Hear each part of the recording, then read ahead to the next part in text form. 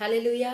सबको जय मसीह। यीशु मसीह के महत्वपूर्ण नाम से इस आराधना में जितने भाई और बहन भाग ले रहे हैं, हम आपको स्वागत करते हैं। उम्मीद रखते हैं कि आप जहां कहीं भी है, आप सही सलामत है और परमेश्वर के विश्वास में आगे बढ़ रहे हैं। Hallelujah, hallelujah. तो चलिए एक पल आंखें बंद कर हम प्रार्थना करेंगे परमेश्वर से।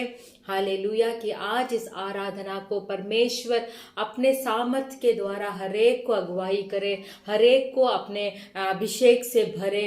जो कोई जितने भी विनतियां लेकर परमेश्वर के सम्मुख में आए हो, वो सब अपने विनती की उत्तर को परमेश्वर से लेके जाए।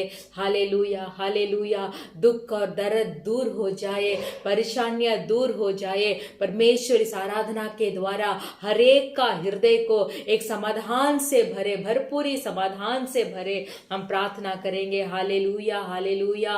परमेश्वर पवित्र आत्मा, इस अच्छे समय के लिए हम धन्यवाद बोलते हैं। इस अच्छे दिन के लिए हम धन्यवाद बोलते हैं। इस आराधना में हर भाई एक साथ मिलकर आराधना करने के लिए उनके जीवन में और एक मौका आपने दिया है। हम आपको धन्यवाद बोलते हैं, स्तुति करते हैं। स्तुति हो, स्तुति हो, स्तुति हो। धन्यवाद करते हैं परमेश्वर। जो गीत आज आपके महिमा के लिए हम गाने जा रहे हैं, उस गीत में से एक छुटकारा होने के लिए हम विनती करते हैं। Hallelujah, hallelujah, hallelujah. और जो वचन आज हम सुनने जा रहे हैं, पवित्र परमेश्वर हरेक के साथ बात करने के लिए हम विनती करते हैं। पवित्र आत्मा हरेक हृदय को खोलकर आपके वचन को उनके गहरे हृदयों में डालकर एक समाधान से उन्हें भरने के लिए हम आपसे विनती करते हैं। पवित्र आत्मा, आप शुरू से लेकर अंत तक हमें अगुवाई कीजिए। आपके सम्मुख में हम समर्पण करते हैं। परमेश्वर यीशु मसीह के नाम से मांगते हैं पिता, आमेन। Hallelujah, hallelujah. तो चलिए हम सब मिलकर हमारे इस आराधना का गीत को हम शुरू करेंगे। सेनाओं का यहोवा हमारे संग संग है, याकूब का परमेश्वर हमारा ऊंचा गढ़ है। इस गीत को हम सब विश्वास के साथ तालियां बजाकर हम गाएंगे। Hallelujah, hallelujah. सेनाओं का यहोवा हमारे संग संग है, याकूब का परमेश्वर हमारा ऊंचा गढ़ है। सेनाओं का यहोवा हमारे संग संग है, याकूब का परमेश्वर हमारा ऊंचा गढ़ है।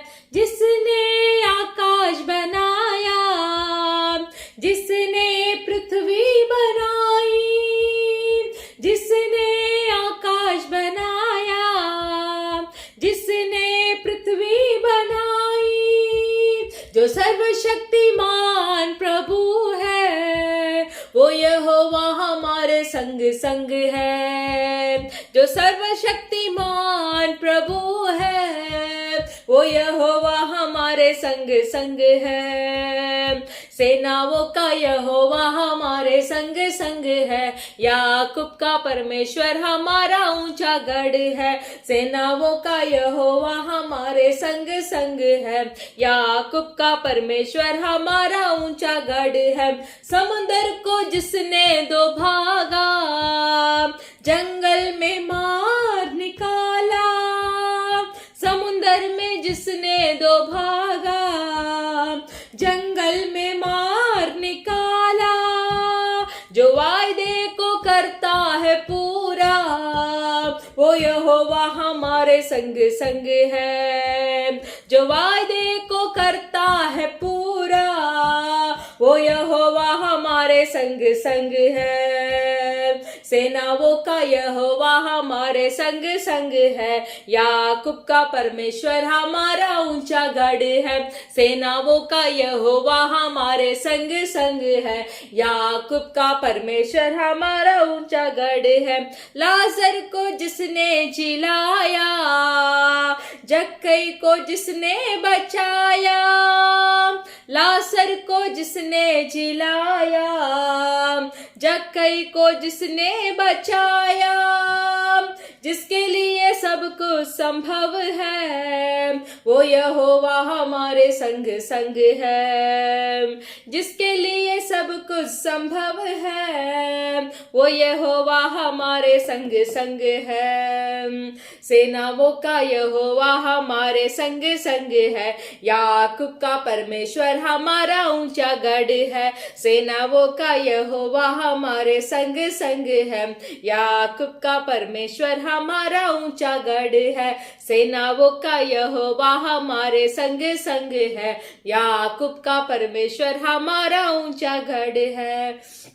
Hallelujah, hallelujah. इस साल से शुरुआत से लेकर इस साल के अंतिम आखिरी महीने तक परमेश्वर ने हमें अगुवाई किया है। वही सेनाओं का यहोवा हमारे जीवन के अंत तक, या तो परमेश्वर के आगमन तक हमारे साथ साथ रहकर हमारे लिए एक ऊंचा गढ़ बने रहेंगे। Hallelujah, hallelujah. स्तुति आराधना ऊपर जाती है, आशीष लेकर नीचे आती है। जितना से जितना आवाज उठाकर आप आपके हृदय की गहराइयों से उस स्तुति को परमेश्वर के सम्मुख में भर सकते हैं, तब परमेश्वर एक बड़े आशीष को लेकर हमारे विनतियों का जवाब को देंगे। हालेलुया। हम सब मिलकर स्तुति आराधना ऊपर जाती है, आशीष लेकर नीचे आती है। स्तुति आराधना ऊपर जाती है, आशीष लेकर नीचे आती है। प्रभु हमारा कितना महान, देखो हमसे करता है प्यार। प्रभु हमारा कितना महान, देखो हमसे करता है प्यार। हालेलु हालेलुया, हालेलु हालेलुया। प्रार्थना विनती ऊपर जाती है, उत्तर लेकर नीचे आती है। प्रार्थना विनती ऊपर जाती है, उत्तर लेकर नीचे आती है। प्रभु हमारा कितना महान, देखो हमसे करता है प्यार। प्रभु हमारा कितना महान, देखो हमसे करता है प्यार। हालेलु हालेलुया, हालेलु हालेलुया, हालेलु हालेलुया। स्तुति आराधना ऊपर जाती है, उत्तर लेकर नीचे आती है। स्तुति आराधना ऊपर जाती है, आशीष लेकर नीचे आती है। स्तुति आराधना ऊपर जाती है, आशीष लेकर नीचे आती है। प्रभु हमारा कितना महान, देखो हमसे करता है प्यार। प्रभु हमारा कितना महान, देखो हमसे करता है प्यार। हालेलु हालेलुया, हालेलु हालेलुया, हालेलु हालेलुया, हालेलुया हालेलुया हालेलुया। पवित्र परमेश्वर आपकी हम स्तुति करते हैं। सर्वशक्तिमान परमेश्वर हम आपका स्तुति करते हैं। यहोवा परमेश्वर हम आपका स्तुति करते हैं। यहोवा ईरे हम आपका स्तुति करते हैं। Hallelujah hallelujah hallelujah. सर्वशक्तिमान परमेश्वर, हमारे लिए सब कुछ करने वाले परमेश्वर, हमारे पापों को क्षमा करने वाले परमेश्वर, हमें पवित्र बनाने वाले परमेश्वर, हम आपकी स्तुति करते हैं, हम आपकी आराधना करते हैं, हम आपकी स्तुति करते हैं। Hallelujah hallelujah hallelujah hallelujah. एक साल हमें अगुवाई किया परमेश्वर, इस महामारी के बीच में, हालेलुया, बारिश के भाड़ के बीच में, हालेलुया, अकालों के बीच बीच में, हालेलुया, भूकंपों के बीच में परमेश्वर हमें अगुवाई की है। परमेश्वर आपने हमें अगुवाई किया। आपके अगुवाई के लिए धन्यवाद, आपके कृपा के लिए धन्यवाद, आपके अनुग्रह के लिए धन्यवाद।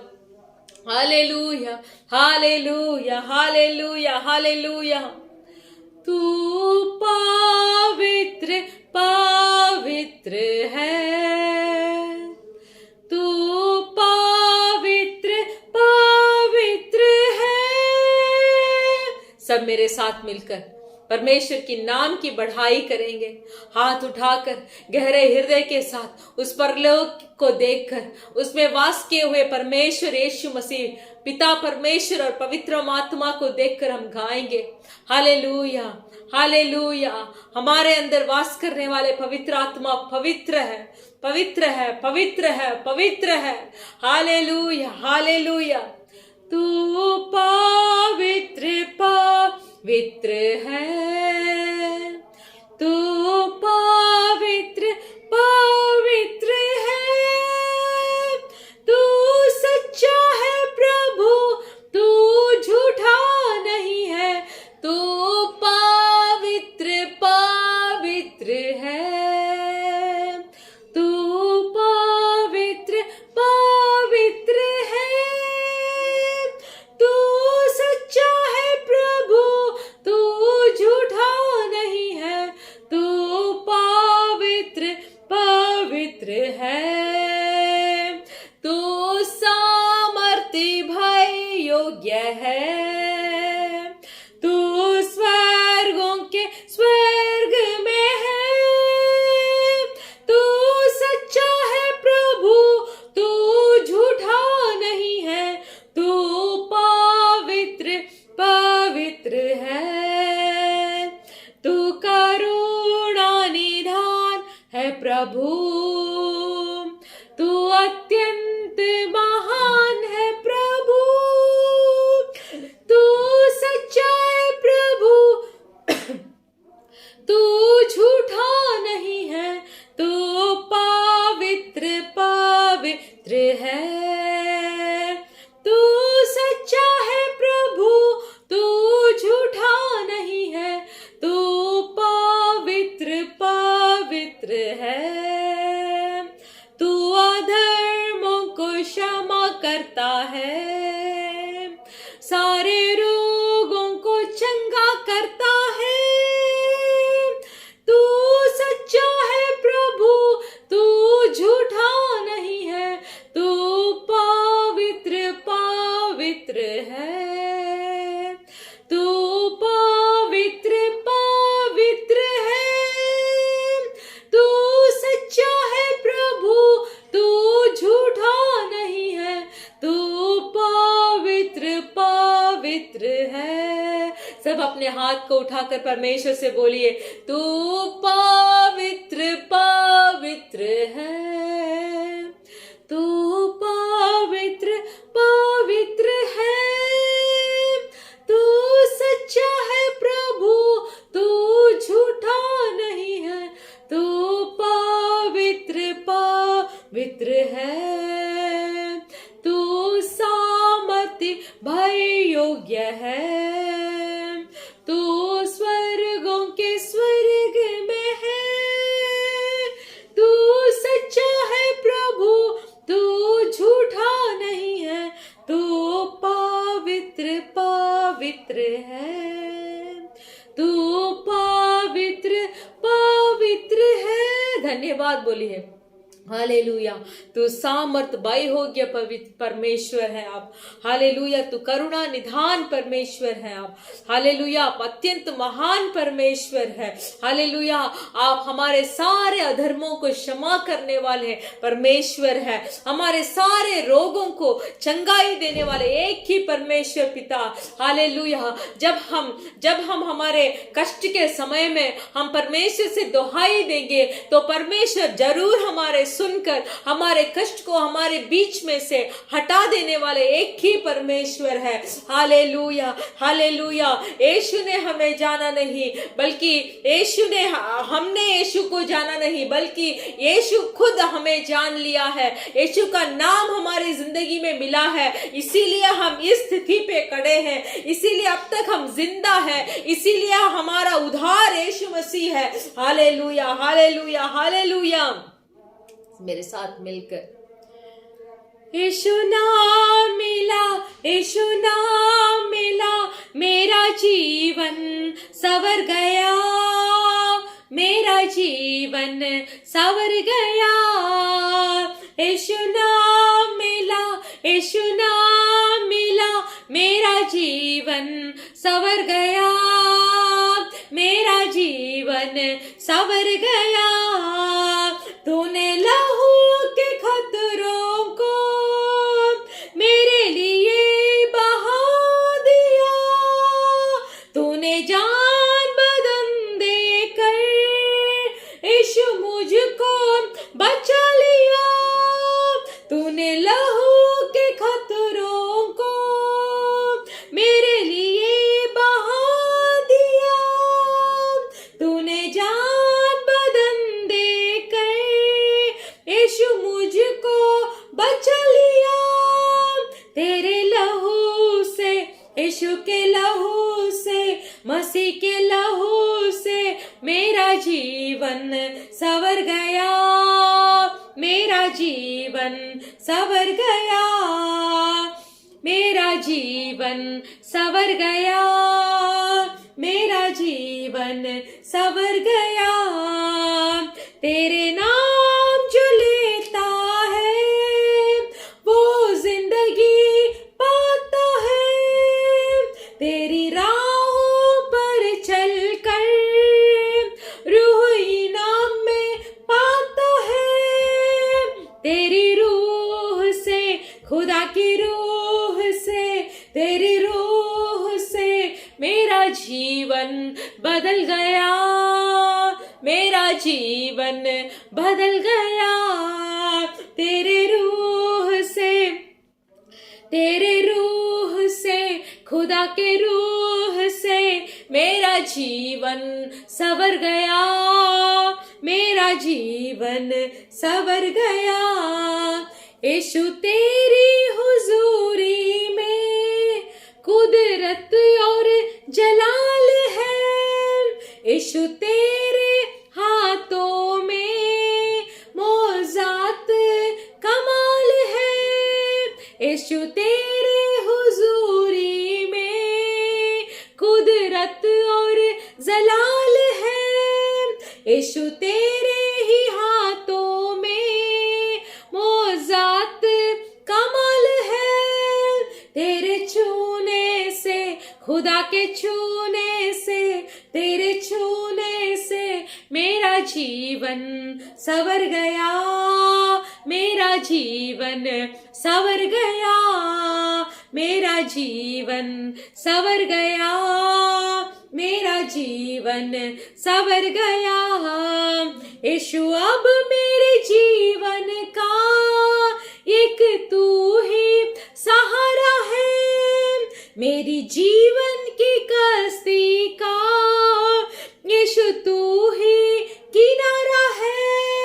यीशु तू मिला, हाँ मुझे तू मिला, यीशु तू मिला, मेरा जीवन सवर गया, मेरा जीवन सवर गया। यीशु नाम मिला, यीशु नाम मिला, मेरा जीवन सवर गया, मेरा जीवन सवर गया। यीशु नाम, यीशु नाम, यीशु नाम, यीशु नाम, यीशु नाम, यीशु नाम, यीशु नाम, यीशु नाम। तूने लहू के खतरों को मेरे लिए बहा दिया, तूने जान बदन देकर यीशु मुझको बचा लिया। तूने लहू के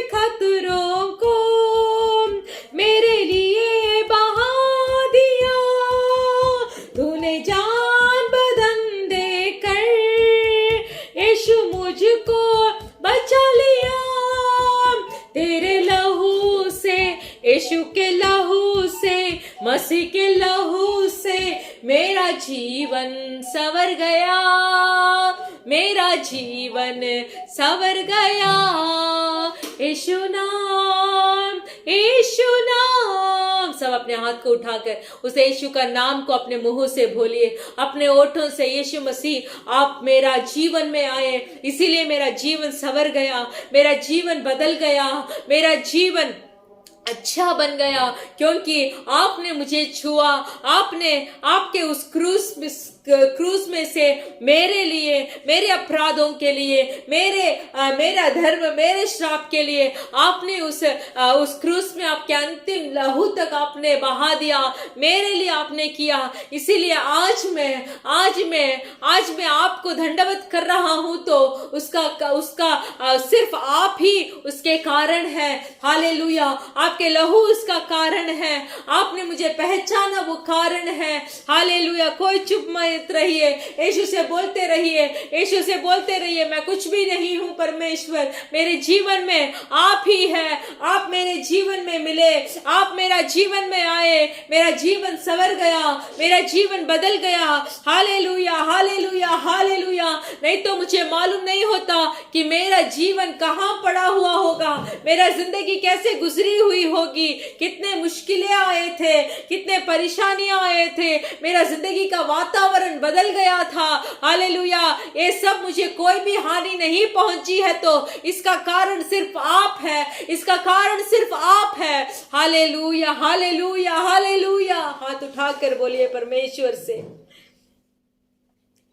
तेरा नाम जो लेता है वो जिंदगी पाता है, तेरी राहों पर चलकर रूह इनाम में पाता है। तेरे नाम लेने से काफी है। यीशु मसीह, हम आपके नाम को बढ़ाई करते हैं। यीशु मसीह, हम आपके नाम को आदर करते हैं।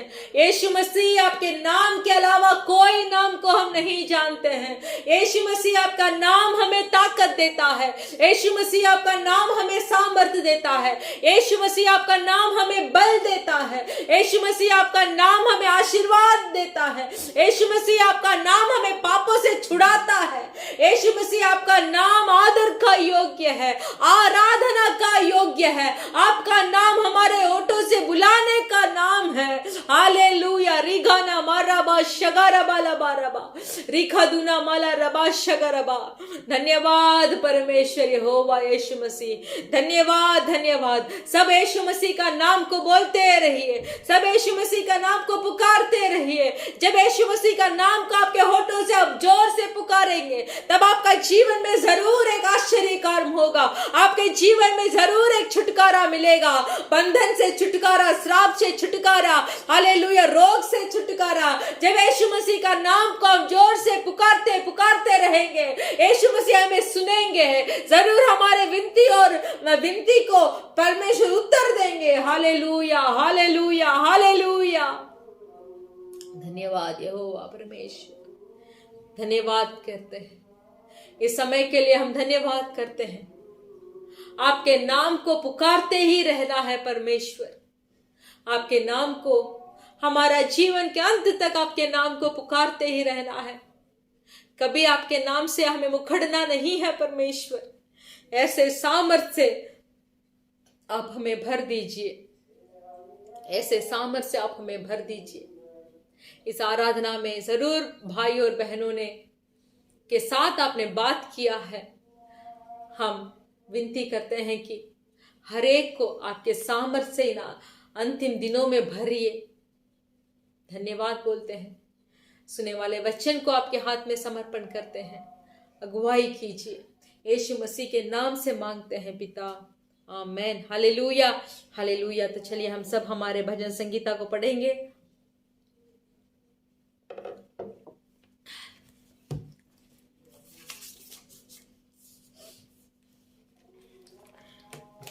भजन संगीता का 37, Psalms 37, भजन संगीता 37 हम पढ़ेंगे। वो भजन संगीता 37 में देखिए, परमेश्वर धर्मी के बारे में बोलते हैं। धर्मी कैसे जिएंगे, धर्मी कैसे रहेंगे, धर्मी का आशीर्वाद क्या क्या है, धर्मी के बच्चों लोग कैसे रहेंगे बोलकर जब इस पूरा भजन संगीता का 37वां अध्याय को आप पूरा पढ़ेंगे तो हमें भी एक आशा हो जाएगी कि हमें भी एक धर्म से जीना है, परमेश्वर के न्याय के अनुसार हमें जीना है, एक धर्मियों की तरह मुझे भी जीना। यहाँ कैसे धर्मी का आशीष को परमेश्वर ने प्रकट किया है, उसी तरीका से मेरे जीवन में अगर एक आशीष को परमेश्वर को प्रकट करना है तो परमेश्वर के बोले हुए वो धर्मियों कैसे रहते हैं बोलकर जब हम रहेंगे, उस तरीके से जब हम जिएंगे तो परमेश्वर जरूर हमें ये इसमें कहा हुआ सब आशीर्वादों को हमें देंगे। हालेलुया। तो चलिए हम सब मिलकर भजन संगीता का 37 अध्याय को हम पढ़ेंगे।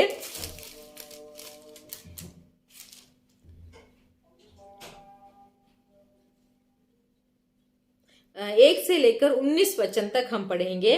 1 से लेकर 19 वचन तक। कुकर्मियों का अंत और धर्मियों का अंत। दाऊद का भजन। कुकर्मियों के कारण मत कुढ़, कुटिल काम करने वालों के विषय ढा ना कर, क्योंकि वे घास के समान झट कट जाएंगे और हरी घास के समान मुरझा जाएंगे। यहोवा पर भरोसा रख और भला कर, देश में बसा रह और सच्चाई में मन लगाया रह। यहोवा को अपने सुख का मूल जान और वह तेरे मनोरथों को पूरा करेगा। अपने मार्ग की चिंता यहोवा पर छोड़ और उस पर भरोसा रख कि वह पूरा करेगा। वह तेरे धर्मी ज्योति के समान और तेरे न्याय दोपहर के उजियालों के समान प्रकट करेगा। यहोवा के सामने चुपचाप रह और धीरज से उसकी प्रतीक्षा कर।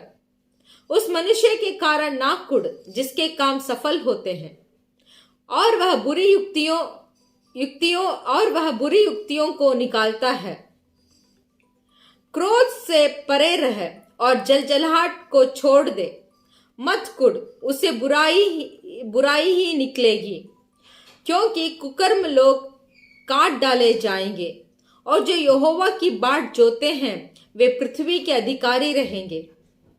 थोड़े दिन के बीतने पर दुष्ट रहेगा ही नहीं और तू उसके स्थान को भली भांति देखने पर भी उसको ना पाएगा, परंतु नम्र लोग पृथ्वी के अधिकारी होंगे और बड़ी शांति के कारण आनंद बनाएंगे। दुष्ट धर्मी के विरुद्ध बुरी युक्ति निकालता है और उस पर दांत पीसता है, परंतु प्रभु उस पर हंसेगा, क्योंकि वह देखता है कि उसका दिन आने वाला है। दुष्ट लोग तलवार खींचे और धनुष चढ़ाए हुए हैं, ताकि दीन दरिद्र को घिरा दे और सीधी चाल चलने वालों को वध करे। उनकी तलवारों से उन्हीं के हृदय छेदेंगे और उनके धनुष तोड़े जाएंगे। धर्मी का थोड़ा सा धन दुष्ट के बहुत से धन से उत्तम है, क्योंकि दुष्टों की भुजाएं तो तोड़ी जाएगी, परंतु यहोवा धर्मियों को संभालता है। यहोवा खरे लोगों के आयु की शुद्धि करता है और उनका भाग सदैव बना रहेगा। विपत्ति के समय उनकी आशा ना टूटेगी और वे लज्जित होंगे और अकाल के दिनों में वे तृप्त रहेंगे। तो देखिए यहाँ धर्मी लोगों के बारे में परमेश्वर ने कितना वचन को यहाँ बताया है। परंतु यहोवा धर्मियों को संभालता है। यहोवा खरे लोगों की आयु की शुद्धि रखता है। देखिए धर्मियों लोगों का आयु को भी परमेश्वर शुद्धि रखते हैं। जब एक धर्मियों को विपत्ति आती है तब भी धर्मियों का आशा नहीं टूटेगी, क्योंकि और वे लज्जित भी नहीं होंगे। और देखिए अकाल के दिनों में वो धर्मी लोग जो है, जो परमेश्वर का वचन को पालन करते हैं, जो परमेश्वर के साथ अपने संगति को बने रखते हैं, जो परमेश्वर का दिन और रात आराधना करते हैं, हालेलुया, जो परमेश्वर का नियमों को जो पालन करते हैं, वो लोग धर्मी माने जाते हैं। और धर्मी को कोई भी काम का घटी नहीं आएगी, क्योंकि परमेश्वर धर्मी लोगों के साथ है। हालेलुया। हालेलुया। हम आपसे विनती करते हैं कि ये 37वां भजन संगीता को आप घर में जाके पूरा भजन संगीता को 1 या 2 बार पढ़े, और हम ये विश्वास करते हैं कि जरूर ये वचन के द्वारा परमेश्वर आपसे बात करेंगे। Hallelujah, hallelujah. तो चलिए हम इस अच्छा भजन संगीता के लिए और हमारे देशों के लिए हम प्रार्थना करेंगे। हालेलुया। धन्यवाद पवित्र परमेश्वर, हमें धर्मी आपके लहू के द्वारा हम धर्मी बनाए गए हैं परमेश्वर, और हम इस अच्छे भजन संगीता के लिए हम धन्यवाद देते हैं कि धर्मियों का अंत और कुटिल काम करने वाले का अंत कैसे होगा बोलकर आपने इस भजन संगीता में हमें सिखाया है परमेश्वर। धन्यवाद बताते हैं हम आपसे। हम अंत तक एक धर्मी बनकर जीने का एक सामर्थ्य हरेक को भरने के लिए हम विनती करते हैं परमेश्वर। हालेलुया। इस समय में भी हमारे सब देश के लोगों के लिए हम प्रार्थना करते हैं। हालेलुया। इस संसार के पूरे मानव जाति लोगों के लिए और संसार के हरेक देश के कानून बनाने वाले लोगों के लिए और अधिकारों के लिए, प्रधानमंत्रियों के लिए हम प्रार्थना करते हैं परमेश्वर। विशेष कर इंडिया देश के लिए, नेपाल देश के लिए, बांग्लादेश, पाकिस्तान और विशेष कर साउथ अफ्रीका के लिए हम प्रार्थना करते हैं परमेश्वर। अभी बोला गया है कि फिर से एक महामारी नया आती है, फिर भी हमारा भरोसा संसार के बारे में, इस महामारी के बारे में बोलने वाले के ऊपर नहीं, बल्कि हमारा भरोसा परमेश्वर यीशु मसीह के ओर है, जो आने वाले चीजों को पहले से ही हमें बता चुके हैं। और उनका वचन भी कहता है, चाहे आकाश और बादल भी टल जाए, फिर भी मेरा वचन कभी नहीं टलेगा, कभी नहीं हटेगा, कभी नहीं बदलेगा। Hallelujah, hallelujah. आपका वचन के लिए धन्यवाद, हमें सामर्थ देने वाले वचन के लिए धन्यवाद, हमें धैर्य करने वाले वचन के लिए धन्यवाद, हमें रक्षा देने वाले वचन के लिए धन्यवाद। Hallelujah, hallelujah, hallelujah. हम अंत तक धर्मी बनकर हम जिएंगे, तभी आप हमें सब काल में आप हमें बचाएंगे परमेश्वर। हम धन्यवाद बोलते हैं। ये सारे संसार के मानव जाति लोग यीशु मसीह ही जिंदा खुदा है बोलकर जानकारी होने के लिए हम प्रार्थना करते हैं। हालेलुया। विशेष कर परमेश्वर इंडिया देश के जागृति के लिए, सारे लोगों के जागृति के लिए, नेपाल देश, पाकिस्तान जागृति के लिए हम प्रार्थना करते हैं परमेश्वर। Hallelujah, hallelujah, hallelujah. इस साल में यह आखिरी महीना है, थोड़े ही दिन बचे हैं एक नया साल के अंदर गुजरने के लिए। तो ये दिनों को हम प्रयोजन बनाकर आपके किए हुए सब कामों के लिए आपका स्तुति, आराधना, धन्यवाद देकर एक तो इस महीना को हमें गुजारने का ताकत से आप भरिए परमेश्वर। जो वचन आज हम सुनने जा रहे हैं, पवित्र आत्मा वचन के द्वारा हरेक से बात कीजिए। आपके हाथों में समर्पण करते हैं, यीशु मसीह के नाम से मांगते हैं पिता, आमेन। हालेलुया। हमारा कलीसिया का सूचना ये है कि हमारा कलीसिया हर शुक्रवार के दिन शाम को 4 बजे से लेकर 6 बजे तक होता है। तो आप सब तैयारी होके प्रार्थना के साथ आप आकर बैठिए। हम विश्वास करते हैं कि जरूर पवित्र आत्मा हमसे बात करते हैं। Hallelujah, hallelujah. तो शुक्रवार के दिन शाम को 4 बजे से 6 बजे तक तैयारियां होकर हमारे इस आराधना में भाग लेने के लिए हम आपसे विनती करते हैं। परमेश्वर आपको आशीष करेंगे। तो चलिए आज हमारे संदेश की ओर हम ध्यान करेंगे।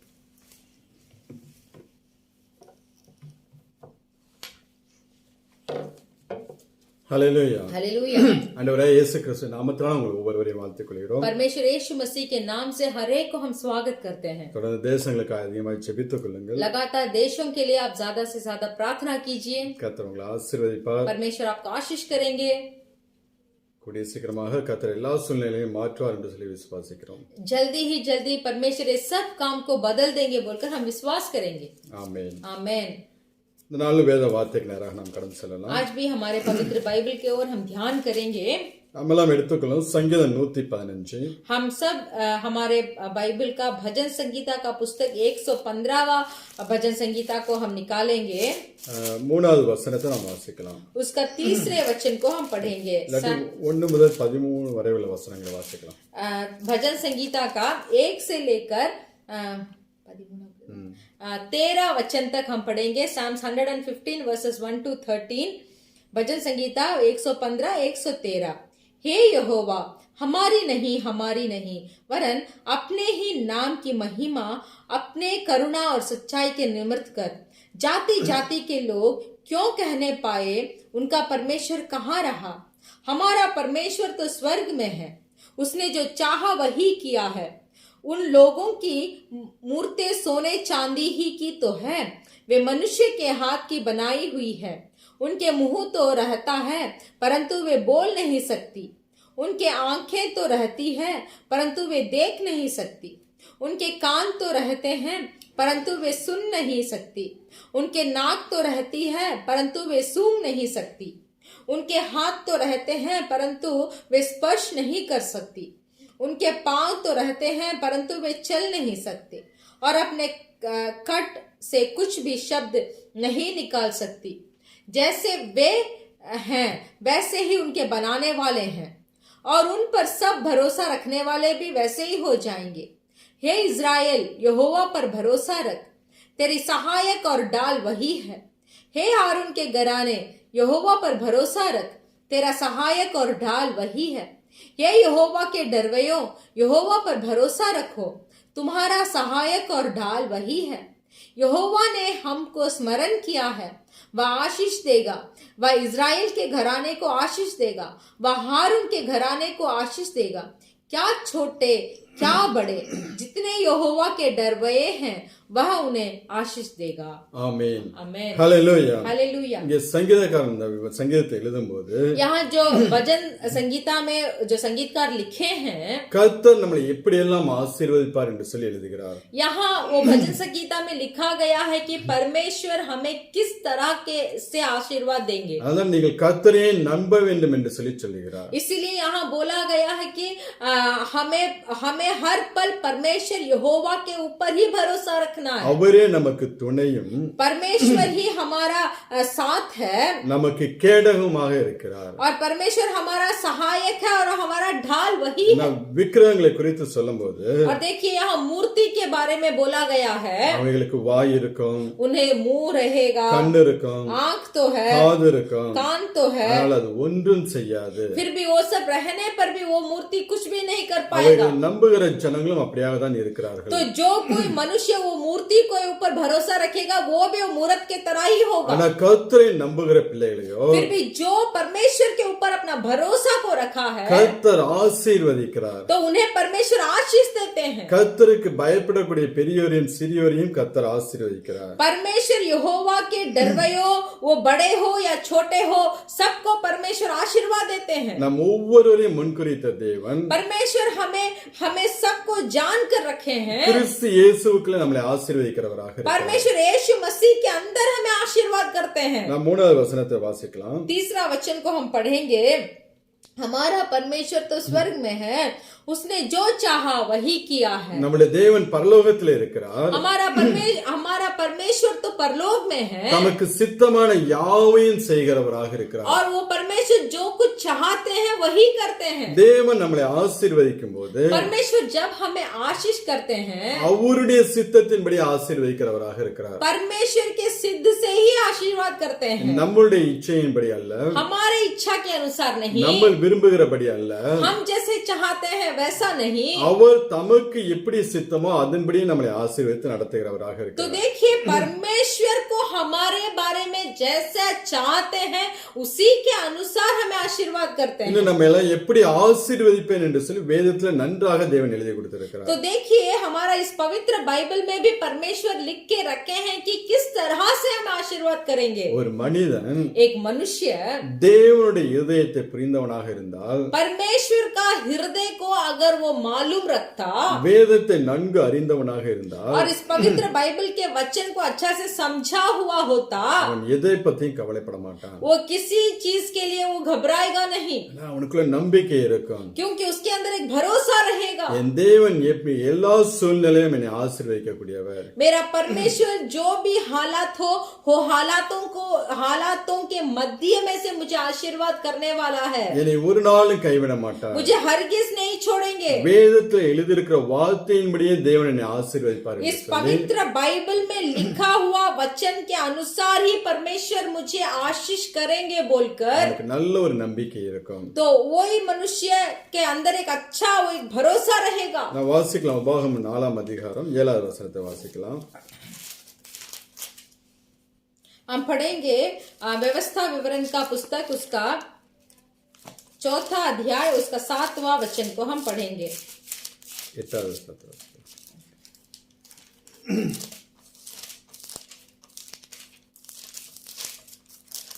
व्यवस्था विवरण का पुस्तक 4 अध्याय उसका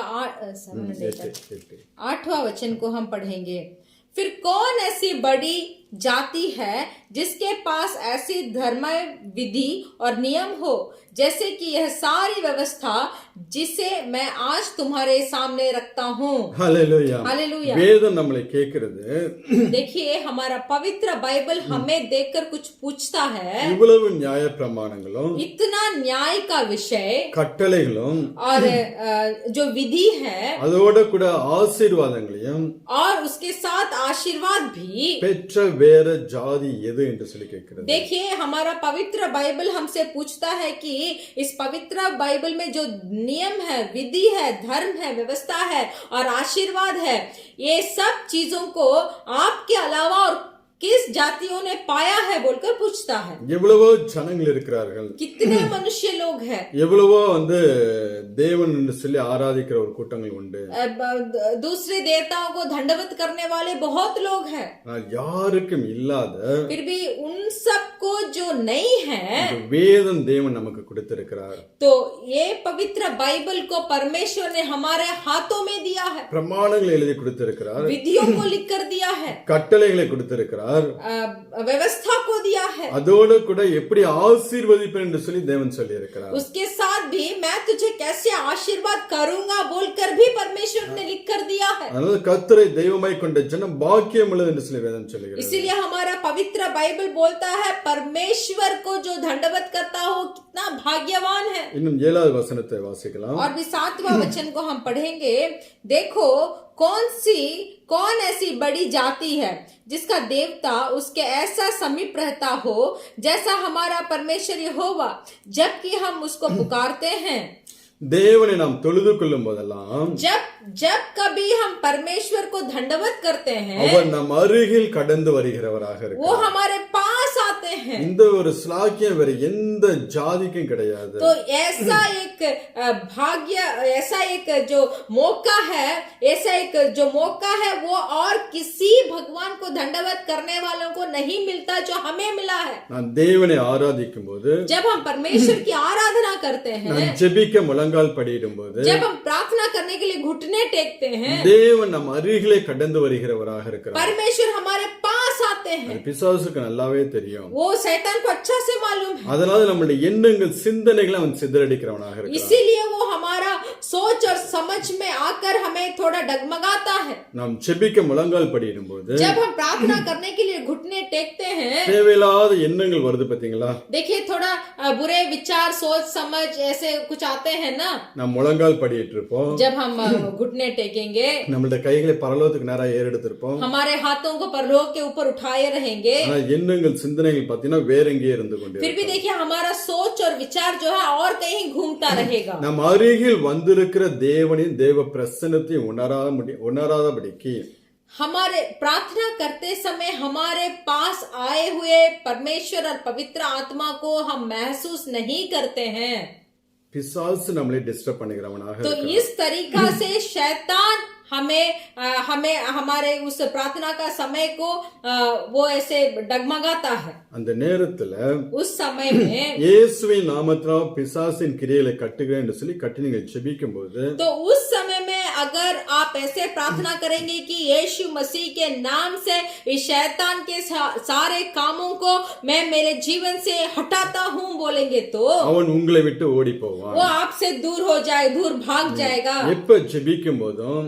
हर कभी प्रार्थना करते தேவனை समय, ஆராதிக்கும் போதும், परमेश्वर को आराधना करते समय சபையில தேவனை ஆராதிக்கும் போதும் और कलीसियाओं में परमेश्वर की आराधना करते समय யாரையும் பார்க்க கூடாது. किसी को भी मत देखिए। கண்களை மூடணும் என்றால் जब हम आंखों को बंद कर लेते हैं, நமக்கு முன்பதாக தேவன் நின்று கொண்டிருக்கிறார். हमारे सामने परमेश्वर खड़े हैं, தேவ பிரசனம் அந்த இடத்துல இருந்து கொண்டிருக்கிறது. परमेश्वर की उपस्थिति उस जगह में भरा हुआ है. அந்த தேவ பிரசன்னத்தை உணரும்படியாக जब उस परमेश्वर की उपस्थिति को महसूस करने के நம்மளை लिए முழுவதுமாக ஒப்பு கொடுக்க வேண்டும். पूरा से पूरा हमें उस जगह पे अर्पण करना चाहिए. முழு ஆத்மாவோடு, முழு இருதயத்தோடு, முழு பலத்தோடு, முழு மனதோடு உன் தேவனை ஆராதிக்க வேண்டும் என்று சொல்லி வேதம் சொல்லுகிறது. इसीलिए पूरा मन से, पूरा बल से, पूरा ज्ञान से, पूरा सामर्थ्य से परमेश्वर की आराधना करना है बोलकर हमारा पवित्र बाइबल बोलता है. இன்னும் நீங்க தேவ பிரசன்னத்துல உட்கார்ந்து और भी जब आप परमेश्वर की उपस्थिति में बैठकर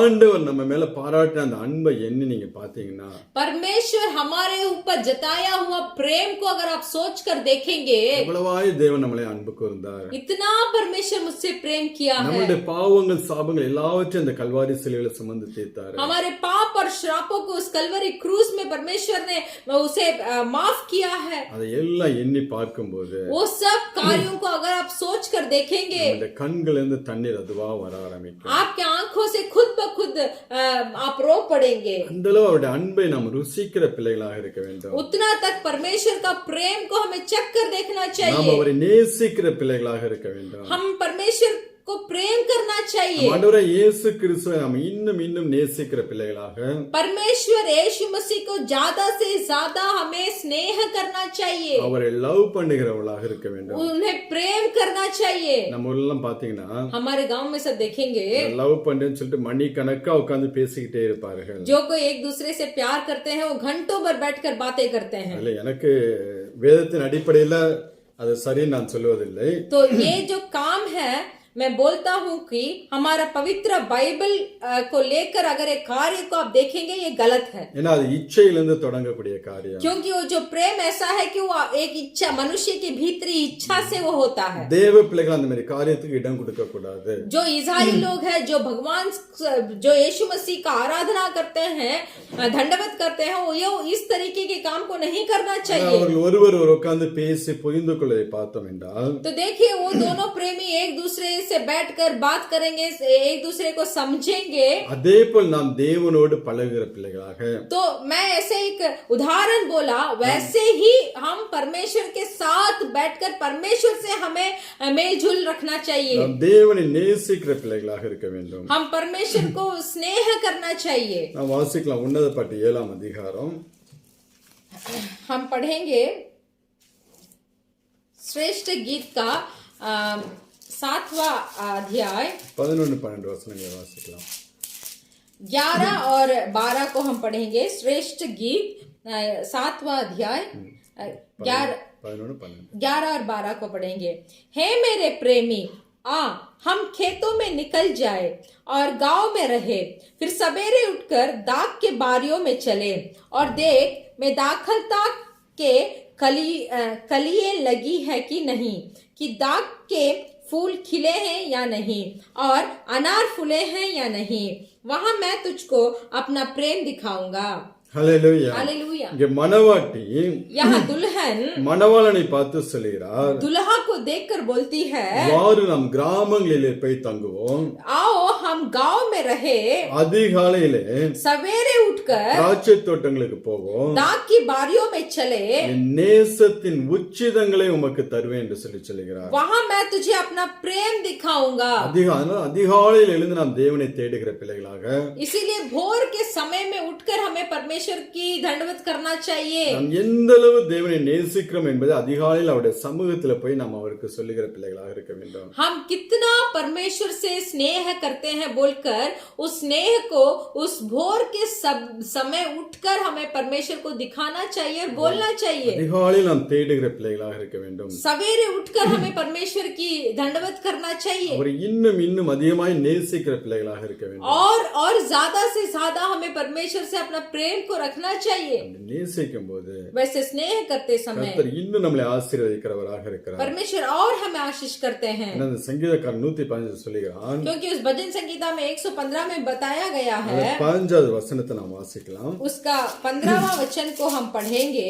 भजन संगीता 115 उसका 15वां वचन. यहोवा जो आकाश और पृथ्वी का करता है, उसकी ओर से तुम आशीष पाए हो। வானத்தையும் பூமியையும் படைத்த கர்த்தராலே यहाँ बोला गया है कि यहोवा जो आकाश और पृथ्वी का करता है, நீங்கள் ஆசீர்வதிக்கப்பட்டவர்கள்। उसकी ओर से तुम आशीष पाए हो। ஆண்டவரே இயேசு கிறிஸ்துவை ஆராதிக்கிற ஒவ்வொரு பிள்ளைகளும் परमेश्वर यीशु मसीह को आराधना करने वाले हर एक बच्चे தேவனால் ஆசீர்வதிக்கப்பட்டவர்கள்। वो परमेश्वर के ओर से आशीष पाए हुए लोग உங்களுக்கு हैं। உண்டான எல்லா காரியத்தையும் தேவன் ஆயத்தப்படுத்தி வைத்து விட்டார்। आपके लिए जो जरूरत है उसको परमेश्वर पहले ही तैयार कर रखे हैं। தமக்கு சித்தமான நேரத்தில் அதை கொடுத்து உங்களை ஆசீர்வதிக்கிறவராக। जब परमेश्वर की इच्छा का समय आएगी हमें देने के लिए, वो समय में परमेश्वर हमें देकर आशीर्वाद करेंगे। இனிமேதான் உங்களுக்கு ஒரு காரியத்தை உண்டாக்கி अभी ही परमेश्वर आपके लिए काम को तैयार करके உங்களை ஆசீர்வதிக்க போறது கிடையாது। आपको आशीर्वाद करने वाले नहीं है। எல்லாவற்றையும் தேவன் உங்களுக்கு ஆயத்தப்படுத்தி வைத்து விட்டார்। सब चीजों को, सब कामों को परमेश्वर आपके लिए पहले ही तैयारी कर रख चुके हैं। அதை நீங்கள் தான் ஜெபித்து கேட்டு பெற்றுக்கொள்ள வேண்டும்। तो वो चीजों को, उस काम को आप ही प्रार्थना के द्वारा ही परमेश्वर से पा सकते हैं। அதை பெற்றுக்கொள்ளாதும் உங்களுடைய கையில தான் இருக்கு। तो आपके लिए जो नियम किया हुआ आशीर्वाद है, वो आशीर्वाद को पाना या ना पाना आपके हाथों में ही है। ஆனா தேவனுடைய வார்த்தையின்படி फिर भी परमेश्वर के वचन के अनुसार ஒவ்வொரு பிள்ளைகளும் அவரால் ஆசீர்வதிக்கப்பட்டவர்கள்। हम हर एक मनुष्य जो है वो परमेश्वर के द्वारा आशीर्वाद को पाए हैं। நாம் வாசிக்கலாம் எப்படிப்பட்ட ஆசீர்வாதங்கள் எல்லாம் தேவன் நமக்கு கொடுத்திருக்கிறார்। हम पढ़ेंगे परमेश्वर किस तरह के आशीर्वाद से हमें भरे हैं। கலாத்தியர் 3ஆம் அதிகாரம் 13-14 வசனங்களை வாசிக்கலாம்। गलातियों का पुस्तक उसका 3रा अध्याय 13-14 उसका 13 और 14 को हम पढ़ेंगे। गलातियों का पुस्तक 3रा अध्याय 13 और 14। मसीह ने जो हमारे लिए श्रापित बना, हमें मोल लेकर व्यवस्था के श्राप में छुड़ाया, क्योंकि लिखा है जो कोई काट पर लटकाया जाता है वह श्रापित है। यह इसीलिए हुआ कि अब्राहम के आशीष मसीह यीशु में अन्य जातियों तक पहुंचे और हम विश्वास के द्वारा उस आत्मा को प्राप्त करें जिसकी प्रतिज्ञा हुई है। Hallelujah hallelujah. ஆண்டவரே இயேசு கிறிஸ்து परमेश्वर यीशु मसीह அந்த கல்வாரி சிலுவையில उस कलवरी क्रूस में நம்முடைய பாவங்கள் சாபங்கள் எல்லாவற்றையும் சுமந்து தீர்த்து हमारे पाप को और श्राप को सबको उस कलवरी क्रूस में उन्होंने उठा लिया ஆபிரகாமுக்கு உண்டான और अब्राहम की जो है சகலவித ஆசீர்வாதங்களை நம்மளை ஆசீர்வதித்திருக்கிறார்। अब्राहम का हुआ जितना भी आशीषें हैं, उस आशीष के द्वारा परमेश्वर हमें भी आशीष किए हैं। ஆபிரகாமுடைய ஆசீர்வாதங்களை குறித்து வேதம் சொல்லுகிறது। अब्राहम के आशीष के बारे में हमारा पवित्र बाइबल बोलता है பூமி அதை தாங்கிக் கொள்ளாமல் போயிற்று என்று சொல்லி। पृथ्वी उसको टल नहीं पाया, उतना आशीर्वाद था। அவ்வளவு ஆசீர்வாதங்களை அவனை ஆசீர்வதித்தார்। उतना आशीर्वाद से अब्राहम को परमेश्वर ने आशीर्वाद किया। இன்னும் நாம் வாசிக்கலாம் எபேசியர் 1ஆம் அதிகாரம் 3வது வசனம்। और भी हम पढ़ेंगे इफिसियोस का पुस्तक का 1:3 पहला अध्याय का 3रा वचन। हमारे प्रभु यीशु मसीह के परमेश्वर और पिता का धन्यवाद हो कि उसने हमें मसीह में स्वर्गीय स्थानों में सब प्रकार की आत्मिक आशीष दी है। பிதாவாகிய தேவன் पिता परमेश्वर கிறிஸ்துவுக்குள்ளே यीशु मसीह में உன்னதங்களிலே और एक उन्नति में ஆவிக்குரிய சகல ஆசீர்வாதங்களும் ஆசீர்வதித்திருக்கிறார்। पिता ने यीशु मसीह के द्वारा उस स्वर्गीय स्थानों में से सब प्रकार का आशीष हमें भरे हैं। நாம் தேவனால் ஆசீர்வதிக்கப்பட்டவர்கள் என்று சொன்னால் हम परमेश्वर के द्वारा आशीष पाए हैं करके बोलेंगे तो ஆபிரகாமுக்கு உண்டான ஆசீர்வாதங்கள் நமக்கு இருக்கு। अब्राहम का जितना आशीर्वाद है वो हमें भी है। அப்போஸ்தலன் பவுல் எப்படி ஆவிக்குரிய ஆசீர்வாதங்களை பெற்றிருந்தானோ, प्रेरित पौलुस जैसे आत्मिक आशीर्वादों को पाए थे, அந்த ஆசீர்வாதங்களாம் தேவன் நம்மளை ஆசீர்வதித்திருக்கிறார்। तो उस आशीर्वादों में से भी परमेश्वर हमें आशीष किए हैं। பூமியில நாம் வாழும்போது जब इस संसार में हम जीते हैं, ஆபிரகாமை போல अब्राहम के तरह, பவுலை போல पौलुस के तरह நாம் வாழ வேண்டும்। हमें जीना है। அப்படியாப்பட்ட ஆசீர்வாதத்தை தேவன் நமக்கு ஆசீர்வதிச்சு तो கொடுத்திருக்கிறார்। उस तरीका का आशीर्वाद को परमेश्वर हमें भी दिए हैं। ஆனால் நாம் எப்படி வாழ்ந்து கொண்டிருக்கிறோம்? फिर भी हम कैसे जी रहे हैं? நம்முடைய வாழ்க்கை எப்படியாக இருந்து கொண்டிருக்கிறோம்? हमारा जिंदगी कैसा है? ஒவ்வொரு நாளும் நாம் கண்ணீரோடு நாம் அழுது கொண்டிருக்கிறோமா? प्रतिदिन क्या हम रोते हैं? இல்ல கிறிஸ்துவுக்குள்ளே களி கூறுகிற பிள்ளைகளாக இருக்கிறோமா? यानी तो परमेश्वर परमेश्वर में हम आनंदित बनाते हैं? ஆவிக்குரிய ஆசீர்வாதங்களா நாம் ஆசீர்வதிக்கப்பட்டிருக்கிறோமா? क्या हम आत्मिक आशीर्वादों से भरे हैं? ஒவ்வொரு பிள்ளைகளும் ஆசீர்வதிக்கப்பட்டவர்கள். हम हर एक मनुष्य आशीर्वाद को पाए हैं। அதை நாம் ஒரு நாளும் மறந்து விடக்கூடாது. उसे हम एक दिन भी भूलना नहीं चाहिए। ஏன் தேவன் ஆசீர்வாதத்தை நாம் பெற்றுக்கொள்ள முடியவில்லை என்றால், परमेश्वर हमें दिया हुआ हमारे लिए रखे हुए आशीर्वाद को क्यों हम नहीं पाते? நாம் வாசிக்கலாம் ஓசியா 8ஆம் அதிகாரம். हम पढ़ेंगे होशे के पुस्तक 8வது அதிகாரம் ஓசியா.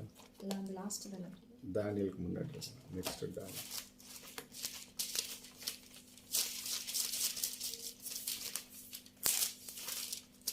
होशे के पुस्तक उसका 8वां अध्याय 1 முதல் 4 வரை உள்ள வசனங்களை வாசிக்கலாம். 1 से लेकर 4 तक हम पढ़ेंगे। होशे के पुस्तक 8वां अध्याय 1 से लेकर 4। अपने मुंह में नरसिंगा लगा, वह उकाब के समान यहोवा के घर पर झपटेगा, क्योंकि मेरे घर के लोगों ने मेरी वाचा तोड़ी और मेरी व्यवस्था का उल्लंघन किया है। वे मुझसे पुकार कर कहेंगे, हे हमारे परमेश्वर, हम इजरायली लोग तुझे जानते हैं, परंतु इजराइल ने भलाई को मन से उतार दिया है। शत्रु उसके पीछे पड़ेंगे। वे राजाओं को ठहराते रहे, परंतु मेरी इच्छा से नहीं। वे हाकिमों को भी ठहराते रहे, परंतु मेरे अनजाने में उन्होंने अपना सोना चांदी लेकर मूर्तों बना ली, जिससे वे ही नष्ट हो जाएंगे। இந்த 4 வசனத்துல ये जो 4 वचन हैं, 3 காரியங்களை நாம் பார்க்கலாம். 3 कार्य के बारे में हम देख सकते हैं। முதலாவது வசனத்துல पहला वचन में என் உடன்படிக்கையை மீறி मेरे व्यवस्था को उल्लंघन किया, என் நியாயப்பிரமாணத்துக்கு விரோதமாக துரோகம் பண்ணினபடியினால், मेरा वाचा का उल्लंघन किया और मेरा व्यवस्था का भी उल्लंघन किया। கர்த்தர் வீட்டின் மேல் சத்துரு கழுகை போல பறந்து வருகிறானாம். देखिए, परमेश्वर का वाचा को तोड़ते समय और परमेश्वर की व्यवस्था का उल्लंघन करते समय परमेश्वर एक बड़ा उकाब को घर के ऊपर रखते हैं। கர்த்தருடைய வீடு என்றால் நாம் தான் தேவனுடைய வீடாக ஆலயமாக இருந்து கொண்டிருக்கிறோம். परमेश्वर का घर का मतलब ये है कि हम ही परमेश्वर की कलीसिया है, हम ही परमेश्वर पवित्र आत्मा वास करने वाला घर है। நாம் உடன்படிக்கையை மீறி, अगर हम वाचा को तोड़ेंगे, நம் தேவன் நமக்கு கொடுத்த கட்டளைகளை மீறி வாழ ஆரம்பிக்கும் போது, अगर परमेश्वर के व्यवस्था का उल्लंघन करेंगे तो பிசாசு நம்ம வீட்டின் மேல் நம்ம மேல கடந்து வருகிறவனாக இருக்கிறான். तो देखिए, शैतान हमारे घर के ऊपर आएगा। நாம் ஆசீர்வதிக்கப்பட்டவர்கள் தான். हम आशीष प्राप्त किए हुए लोग हैं। ஆனால் ஆசீர்வதிக்கிற தேவனுக்கு ஏற்ற போல் நம்ம வாழ்க்கை இருக்க வேண்டும். तो उस आशीर्वाद को पाना है तो हम परमेश्वर का नियमों के अनुसार हमें जीना भी है। நாம் உடன்படிக்கையை மீறும் போது, जब हम उस वाचा को तोड़ते हैं, நாம் துணிகர பாவம் செய்யும் போது, जब हम बहुत भयानक पापों की जानबूझ को करते हैं, பிசாசு நம்முடைய வாழ்க்கையில வருவதற்கு நாமே இடம் கொடுக்கிறோம். तो शैतान खुद हमारे जीवन में आने के लिए हमें से स्वागत करते हैं। நாம் ரட்சிக்கப்பட்டு हम उद्धार पाए हैं, பாவமன்னிப்பு நிச்சயத்தை பெற்று, पाप क्षमा का निश्चय भी पाए हैं, ஞானஸ்தான உடன்படிக்கை பண்ணினதுக்கு அப்புறம், और हम बपतिस्मा के द्वारा परमेश्वर से वाचा बांधने के बाद திருப்பி பழைய பாவத்தை செய்கிற பிள்ளைகளாக இருந்தோம் என்றால், अगर फिर से उस पुराने पाप को हम करेंगे तो அதுதான் உடன்படிக்கை மீறக்கூடிய அனுபவம். तो उस वही अनुभव को वाचा का तोड़ने का एक अनुभव को हम बोल सकते हैं। அது பிரமாணத்துக்கு விரோதமான ஒரு வாழ்க்கை. वो व्यवस्था का विरोध है का जीवन है। நம்ம அப்படி திருப்பி அதே பாவத்தை செய்யும் போது, अगर देखिए वही पाप को अगर हम दोबारा दोहराते रहेंगे, ஆண்டவராகிய இயேசு கிறிஸ்து மீண்டுமாய் சிலுவையில அறைய ஒப்பு கொடுக்கிறவர்களாக तो இருக்கிறோம். देखिए वो पाप करते समय हम क्या करते हैं, फिर से यीशु मसीह को उस क्रूस पे हम लटकाते हैं। நாம் வாசிக்கலாம் எபிரேயர் 6ஆம் அதிகாரம், हम पढ़ेंगे इब्रानियों का पुस्तक उसका 6வது 6 अध्याय 4 முதல் 8 वரை उள்ள वचनங்களை வாசிக்கலாம். 4 से लेकर 8 वचन तक हम पढ़ेंगे। इब्रानियों का पुस्तक उसका 4था अध्याय 6வது அதிகாரம் 6वां अध्याय 4 से लेकर 8 वचन तक हम पढ़ेंगे। क्योंकि जिन्होंने एक बार ज्योति पाई है और जो स्वर्गीय वरदान का स्वाद चख चुके हैं और पवित्र आत्मा के भागी हो गए हैं और परमेश्वर के उत्तम वचन का और आने वाले युग की सामर्थ का स्वाद चख चुके हैं।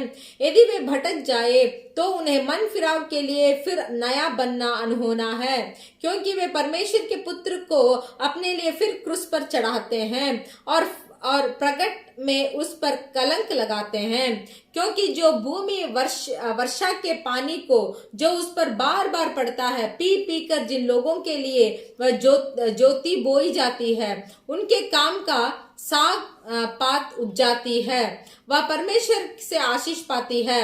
पर यदि वह झाड़ी और ऊन कठोरे उगाती है तो निकम्मी और श्रापित होने पर है और उनका अंत जलाया जाना है। நம்ம மறுதலித்து போனவர்கள் என்றால், अगर हम परमेश्वर के नाम को मुखड़ा देंगे, விட்டு வந்த பாவத்தை மீண்டும் செய்கிற பிள்ளைகள், तो देखिए जो पाप को हम छोड़कर आए थे वो पाप को हम फिर से करने लगेंगे। அப்படி செய்கிற பிள்ளைகள் மறுபடியும் புதுப்பிக்கிறது கூடாத காரியம் என்று சொல்லி வேதம் சொல்கிறது. तो देखिए हमारा पवित्र बाइबल बोलती है यदि वे भटक जाए तो उन्हें मन फिराव के लिए फिर नया बनना अनहोना है। இப்ப நான் 7வது வசனத்தில் சொல்லுகிறார், 7वां वचन को देखिए, தன்மேல் அடிக்கடி பெய்கிற மழையை குடித்து, क्योंकि जो भूमि वर्षा के पानी को தன்னிடத்தில் பயிரிடுகிறவர்களுக்கு ஏற்ற பயிரை முளைப்பிக்கும் நிலமானது தேவனால் ஆசீர்வதிக்கப்படும். देखिए 7वां वचन को हम फिर से पढ़ते हैं, क्योंकि जो भूमि वर्षा के पानी को जो उस पर बार बार पड़ता है, पी पी कर जिन लोगों के लिए वह ज्योति बोई जाती है, उनके काम का साग पत्ता उपजती है। ஆனா முள் செடிகளையும் முள் பூண்டுகளையும் முளைப்பிக்கிற நிலமோ அது सुट्टेरिக்கப்படும் என்று फिर भी देखिए जो भूमि झाड़ी और ऊन कठोरों को उगाती है तो वो उसका अंत जलाया जाना है। நீங்க ரட்சிக்கப்பட்ட நீங்க आज उद्धार प्राप्त किए आप लोग, உங்களுடைய வாழ்க்கையில உங்களுடைய சாட்சிகள் எப்படியாக இருந்து கொண்டிருக்கு, आपके जीवन में आपका गवाही कैसा है, ஆண்டவருடைய ஆசீர்வாதத்தை பெற்ற நீங்க, परमेश्वर के हाथों से आशीर्वाद पाए हुए आप लोग, ஆண்டவரால் ஆசீர்வதிக்கப்பட்ட நீங்க, परमेश्वर के द्वारा आशीर्वाद को पाए हुए आप लोग, உங்களை ஆசீர்வதிக்கிற தேவனுக்கு ஏற்ற ஒரு வாழ்க்கை வாழ்ந்து கொண்டிருக்கிறீர்களா? आपको आशीर्वाद किया हुआ परमेश्वर को जैसे आपको जीना है, जैसे परमेश्वर सोचते हैं वैसे आप जी रहे हैं क्या?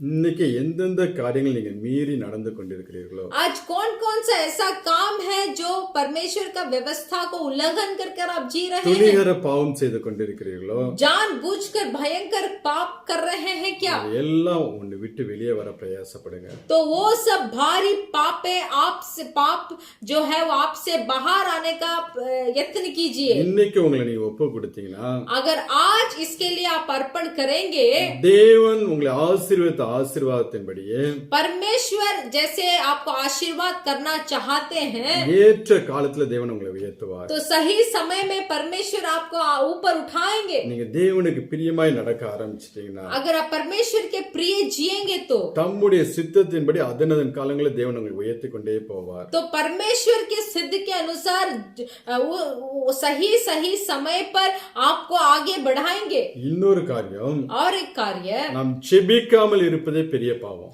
हम जब प्रार्थना नहीं करते हैं वो एक बड़ा पाप है। நம் ஆண்டவருடைய அன்பை ருசித்தோம், हम परमेश्वर का प्रेम को चख चुके हैं। ஒவ்வொரு நாளும் நாம் தேவனை தேடாமல் இருந்தோம் என்றால், अगर उस प्रेम को चखने के बाद भी प्रतिदिन हम परमेश्वर को नहीं ढूंढेंगे तो, நாம் செபிக்காமல் இருந்தோம் என்றால், जब हम प्रार्थना नहीं करेंगे तो அதுவே ஒரு பெரிய பாவமாக वो एक बड़ा पाप हो सकता है। அதுவே நம்முடைய ஆசீர்வாதத்தை எடுத்து போட்டுவிடும். तो वो पाप हमारा आशीर्वाद को हमसे हटा देगा। நீங்கள் செபிக்கவில்லை என்றால், अगर आप प्रार्थना नहीं किए, பிசாசு உங்களுக்குள்ள வந்து அவனுடைய கிரியைகளை செய்வதற்கு ஒரு தடையும் கிடையாது.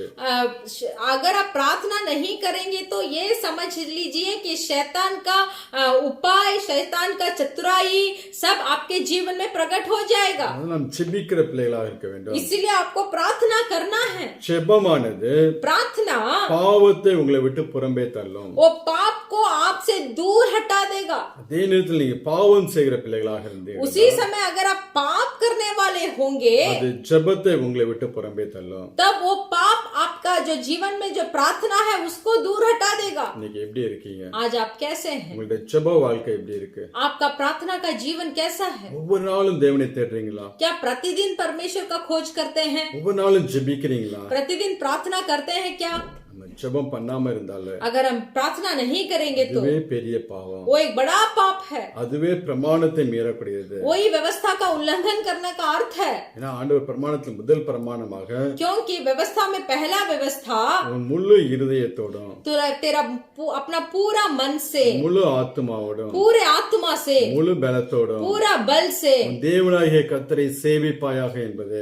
अपने परमेश्वर की दंडवत कर बोलते हैं। இப்ப நம்ம அந்த பிரமாணத்தை மீறும்போது எப்படி நாம் தேவனால் ஆசீர்வதிக்கப்படுவோம்? तो देखिए, ये व्यवस्था को अगर हम उल्लंघन करेंगे तो परमेश्वर के हाथों में से कैसे उस आशीर्वाद को இன்னைக்கு पाएंगे? ஒப்புக் கொடுங்க. आज अपने आप को अर्पण कीजिए। தேவனை உங்களை பிரிக்கக்கூடிய காரியங்களை விட்டு வெளியே வாங்க. परमेश्वर और आपको जो काम अलग करता है, उस पाप को छोड़कर बाहर आइए। கர்த்தர் தம்முடைய சித்தத்தின்படியே உங்களை ஆசீர்வதிப்பார். परमेश्वर की इच्छा के अनुसार ही उनका आपका आशीष करेंगे, நீங்கள் ஒவ்வொரு பிள்ளைகளும் ஆசீர்வதிக்கப்பட்டவர்கள். क्योंकि आप हर एक लोग आशीर्वाद पाए हुए लोग हैं। கிறிஸ்துவுக்குள்ள எல்லா விதமான ஆசீர்வாதங்களை தேவன் உங்களுக்குள்ள வைத்து வைத்திருக்கிறார். परमेश्वर यीशु मसीह में हर कोई आशीर्वाद को पाए हैं। நாம தாங்க தேவனை கீழ்ப்படியாமல் அதை கெடுத்து போடுகிறோம். तो देखिए, हम क्या करते हैं, परमेश्वर का पालन नहीं करते हैं और उस आशीर्वाद को आने से बिगाड़ देते हैं। அடுத்து இரண்டாவதாக இங்க பார்த்தோம் என்றால் दूसरा हम देखेंगे இந்த ஓசியா 8ஆம் அதிகாரத்துல 3வது வசனத்துல होशे का पुस्तक का 8वां अध्याय का 3रा वचन,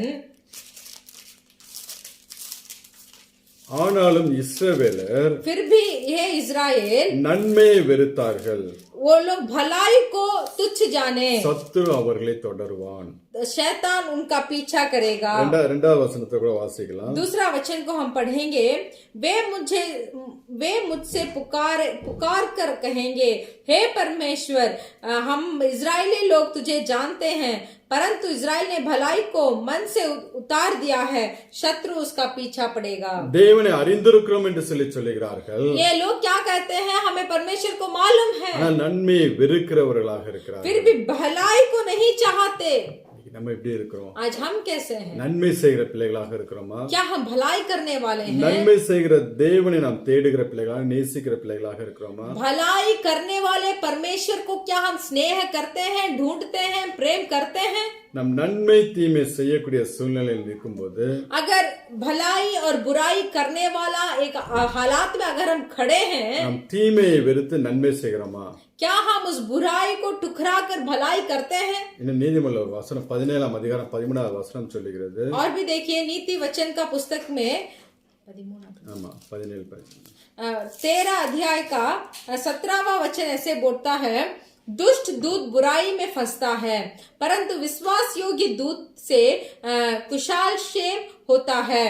जो शिक्षा को अनसुनी करता वह निर्धन होता है और अपमान पाता है, परंतु जो डांट को मानता उसकी महिमा होती है। 17-13 நீதிமொழிகள் 17-13 17 अध्याय नीति वचन 17 अध्याय का 13 वचन, जो कोई भलाई के बदले में बुराई करे उसके घर से बुराई दूर नहीं होगी। நன்மைக்கு பதிலாக தீமை செய்வதை வீட்டை விட்டு தீமை நீங்கவே நீங்காதான். जो कोई भलाई के बदले बुराई करता है उसके घर से बुराई दूर कभी नहीं होगी। யாராவது ஒருத்தர் உங்களுக்கு நன்மை செய்திருக்கும் போது, जो कोई आपको कुछ भलाई करते हैं, அவளுக்கு நீங்க திருப்பி பதில் நன்மை செய்யாமல் போனா கூட பிரச்சனை இல்ல. अगर आपको ऐसे समझिए कि आप कोई मनुष्य आपको भलाई किया है तो उस भलाई को आप फिर से वापस उन्हें नहीं कर पाएंगे, ஆனால் அவர்களுக்கு தீமை செய்யாதபடி காத்துக்கொள்ளுங்கள். फिर भी उन्हें भलाई तो नहीं कर सकते, फिर भी बुराई मत कीजिए। தீமை செய்தீர்கள் என்றால் अगर बुराई करेंगे உங்கள் வீட்டை விட்டு தீமை நீங்காதாம். तो आपके घर से बुराई दूर नहीं होगी। அநேக நம் தெரியாமல் செய்யக்கூடிய காரியங்கள், बहुत हम ऐसे जानते नहीं है वो काम को कर देते हैं, அதனால பிசாசு நம்மளை பின்தொடர்ந்து கொண்டே இருக்கான், பிரச்சனை பண்ணிக்கிட்டே இருக்கிறான். इसीलिए शत्रु देखिए हमारा पीछा करता है और हमें परेशानियों को देता है।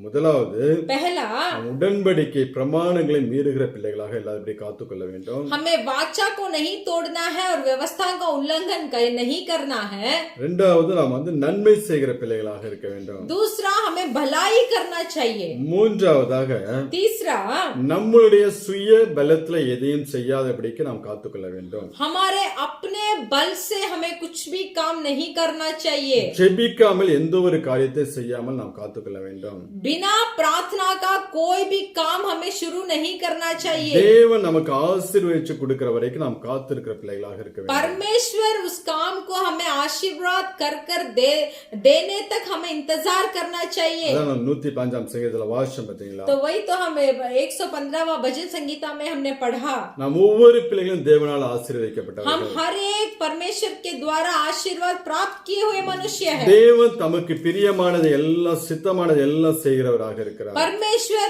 जो कुछ उनका इच्छा है वो हमें देते हैं। இப்ப இந்த ஓசியா 8ஆம் அதிகாரம் 4வது வசனத்துல तो देखिए वो होशे का पुस्तक का 8वां अध्याय का 4था वचन में இந்த இஸ்ரவேல் ஜனங்களை குறித்து சொல்லுகிறார். वहाँ इजराइल लोगों के बारे में बोलते हैं, அவர்கள் ராஜாக்களை ஏற்படுத்தி கொண்டார்கள். वो लोग अपने लिए एक राजा को ढूंढ लिए, ஆனாலும் फिर भी என்னாலே அல்ல, मेरे कारण नहीं, நான் அவர்களுக்கு ராஜாவை ஏற்படுத்தி கொடுக்கவில்லை.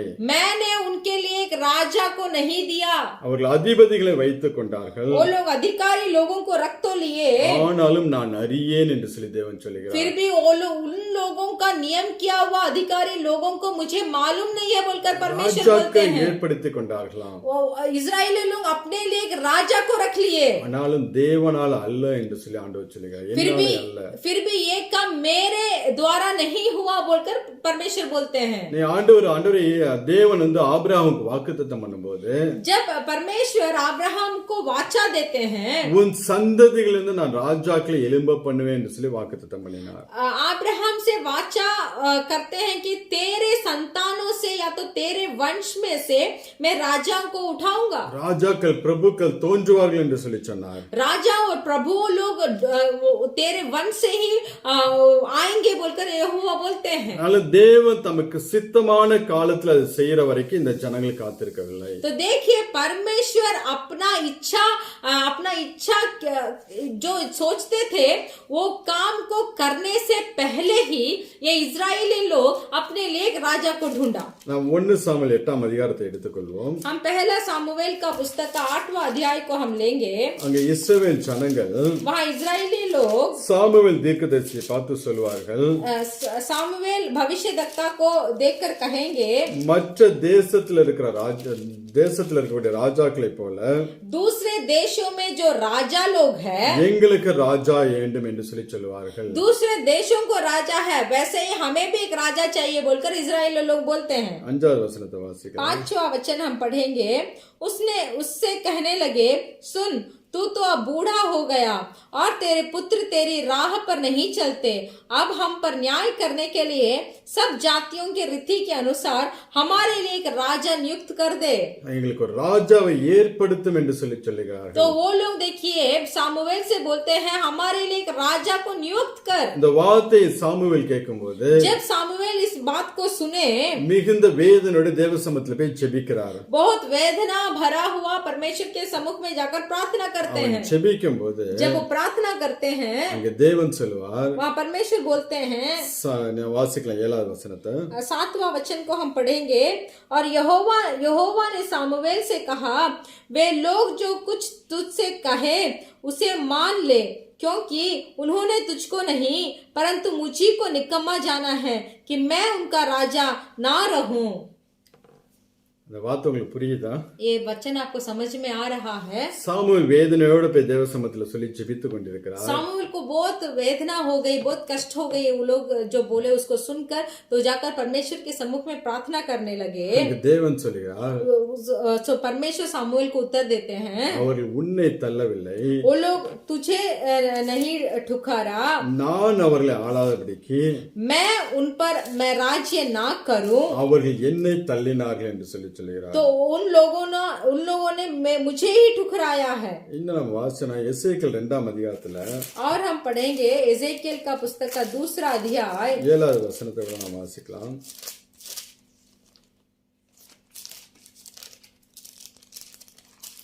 एजेकिएल का पुस्तक उसका 2रा अध्याय उसका 7वां वचन को हम पढ़ेंगे। इसीलिए चाहे वे सुने या ना सुने तो भी तू मेरे वचन उनसे कहना, वे तो बड़े विद्रोही है। 2:7 தானே? एजेकिएल அங்கே எசேக்கியா ராஜா எசேக்கியா தீர்க்கதரிசியை பார்த்து वहाँ एसेकिया भविष्यद्वक्ता को देखकर ஆண்டவர் சொல்லுவார், परमेश्वर बोलेंगे, ஐயோ, உனக்கு செவி கொடுக்க மாட்டேங்கிறாங்கன்னு நீ சொல்ற, எனக்கே அந்த ஜனங்கள் செவி கொடுக்க மாட்டேங்கிறாங்க. देखिए परमेश्वर ने एसेकियल भविष्यद्वक्ता से बोला कि तू बोल रहा है कि तेरा वचन को उन्होंने नहीं सुन रहे हैं, फिर भी वो लोग तो मेरा भी नहीं सुन रहे हैं. அதான் இங்க சொல்ல, உன்னை தள்ளவில்லை என்னை அவர்கள் தள்ளினார்கள் என்று சொல்லி தேவன் तो சொல்லுகிறார். परमेश्वर सामुएल से भी बोलते हैं, तुझे निकम्मा नहीं जाना बल्कि मुझे निकम्मा जान लिए हैं. ஆண்டவர் சொல்ல, அவர் சொன்னபடியே அவர்களுக்கு ஒரு ராஜாவை ஏற்படுத்தி நீ அவனை அபிஷேகம் பண்ணு என்று சொல்லி ஒரு மனுஷனை தேவன் காட்டி கொடுப்பார். तो परमेश्वर सामुएल से बोला कि एक मनुष्य है, उसे तो अभिषेक कर और राजा बना. ஆனால் ராஜா வந்தா உங்களை வாழ்க்கையில என்னென்ன செய்வான் என்று சொல்லி நீங்க அந்த 8ஆம் அதிகாரத்தை ஃபுல்லா வாசிச்சு கொள்ளுங்க. तो देखिए वो राजा जो आते हैं वो आकर उन इजरायली लोगों के साथ क्या क्या करते हैं बोलकर वो आप वो पहला सामुएल का पुस्तक 8वां अध्याय में पढ़कर आप जान लीजिए. உன் பிள்ளைகளை தன் வீட்டு வேலைக்கு எடுத்துக்கொள்வான். तो उनके लोगों को अपने घर में काम करने के लिए रखेगा. நீ விதைக்கிறது, நீ விவசாயம் பண்ணுகிறது அவனுக்கு நீ காணிக்கையை கொடுக்க வேண்டும். तो जितना भी तू खेती करता है उपज को सब तू वो राजा को तुम्हें दान देना पड़ेगा. அந்த இஸ்ரவேல் ஜனம் அது எதற்கும் செவி கொடுக்க மாட்டார்கள். फिर भी इतना जो राजा तुम्हारे साथ क्या क्या करेगा बोलकर जब सामुएल इजरायली लोगों से बताते हैं, फिर भी वो इजरायली लोगों नहीं सुनते हैं. எங்களுக்கு ராஜா வேண்டும் என்று சொல்லி அப்படியாக ராஜாவை ஏற்படுத்திக் கொள்வார்கள். वो लोग सामुएल का कोई बात को नहीं सुनते हैं, वो सिर्फ बोलते हैं कि हमारे लिए एक राजा चाहिए. ஆனால் அந்த ராஜா சவுலை குறித்து நான் பார்த்தோம் என்றால், फिर भी देखिए वो राजा साउल के बारे में अगर हम पढ़ेंगे तो தேவன் அவனை ஆசீர்வதித்தார். परमेश्वर उसे आशीष किया. ஆனால் தேவனுக்கு பிரியமாக அவனால வாழ முடியவில்லை. फिर भी परमेश्वर का प्रिय वो नहीं जिया. தன்னுடைய மாம்சத்திலே விழுந்தான். अपने शारीरिक इच्छा में घिर पड़ा. தன்னுடைய சுயத்தின்படியே செய்ய ஆரம்பிச்சான். अपना स्वयं के तरह वो जीने लगा. நல்ல யுத்தம் நடந்து கொண்டிருக்கிற நேரத்துல अच्छा से जब युद्ध चल रहा था, அங்க எல்லாரும் உபவாசம் இருக்க வேண்டும் என்று சொல்லி ஒரு உபவாசத்தை கூறுவான். तो युद्ध के लिए सब उपवास रहना है बोलकर उपवास के लिए वो नियुक्त करते हैं. அப்பொழுது அவனுடைய மகன் யோனத்தான் யுத்த களத்துல திரும்பி வரும்போது, तो जब उसका बेटा योनातान जो है युद्ध से जब वापस आता है, அவனுக்கு பசி உண்டாகும்.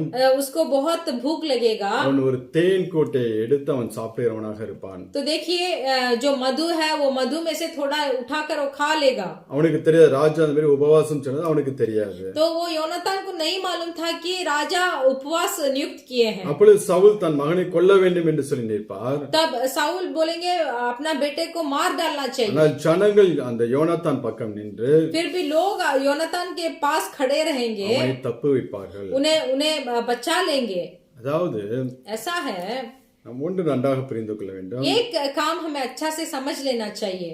இங்கே சங்கீதக்காரன் சொல்லுகிறான், यहाँ भजन संगीता में बोला गया है, தேவன் தமக்கு சித்தமானது எல்லாம் செய்கிறார். परमेश्वर अपने लिए जो कुछ इच्छा है उसको करेंगे. நீங்கள் அதுவரை நீங்கள் காத்திருக்காமல் போனீர்கள் என்றால், अगर उस काम पूरा होने तक अगर आप इंतजार नहीं कर पाएंगे, நீங்களும் உங்க சுய பலத்துல செய்ய ஆரம்பிக்கும் போது अगर आपने स्वयं से उसको करेंगे, அநேக பின் விளைவுகளை நாம் சந்திக்க நேரிடும். तो बहुत दुर्घटना हमें हो सकता है. நீதிமொழியில் ஒரு வசனம் சொல்லுகிறது, नीति वचन में एक वचन बताया गया है, கர்த்தருடைய ஆசீர்வாதமே ஐஸ்வர்யத்தை தரும். परमेश्वर का आशीर्वाद ही धन और दौलत को देगा. அதோடு அவர் வேதனையை கூட்ட மாட்டார். उसके बाद हमारे जीवन में वेदना नहीं रहेगी. நீங்க உங்க சுய பலத்துல செய்யும் போது अगर अपना बल से अगर आप उस काम को करना चाहते हैं, அது உங்களுக்கு ஆசீர்வாதம் போல இருக்கும். वो आपके लिए कुछ आशीर्वाद होगा. பின் நாட்களே அது வேற பிரச்சனைகளை கொண்டு வரும். फिर भी देखिए आने वाले समय में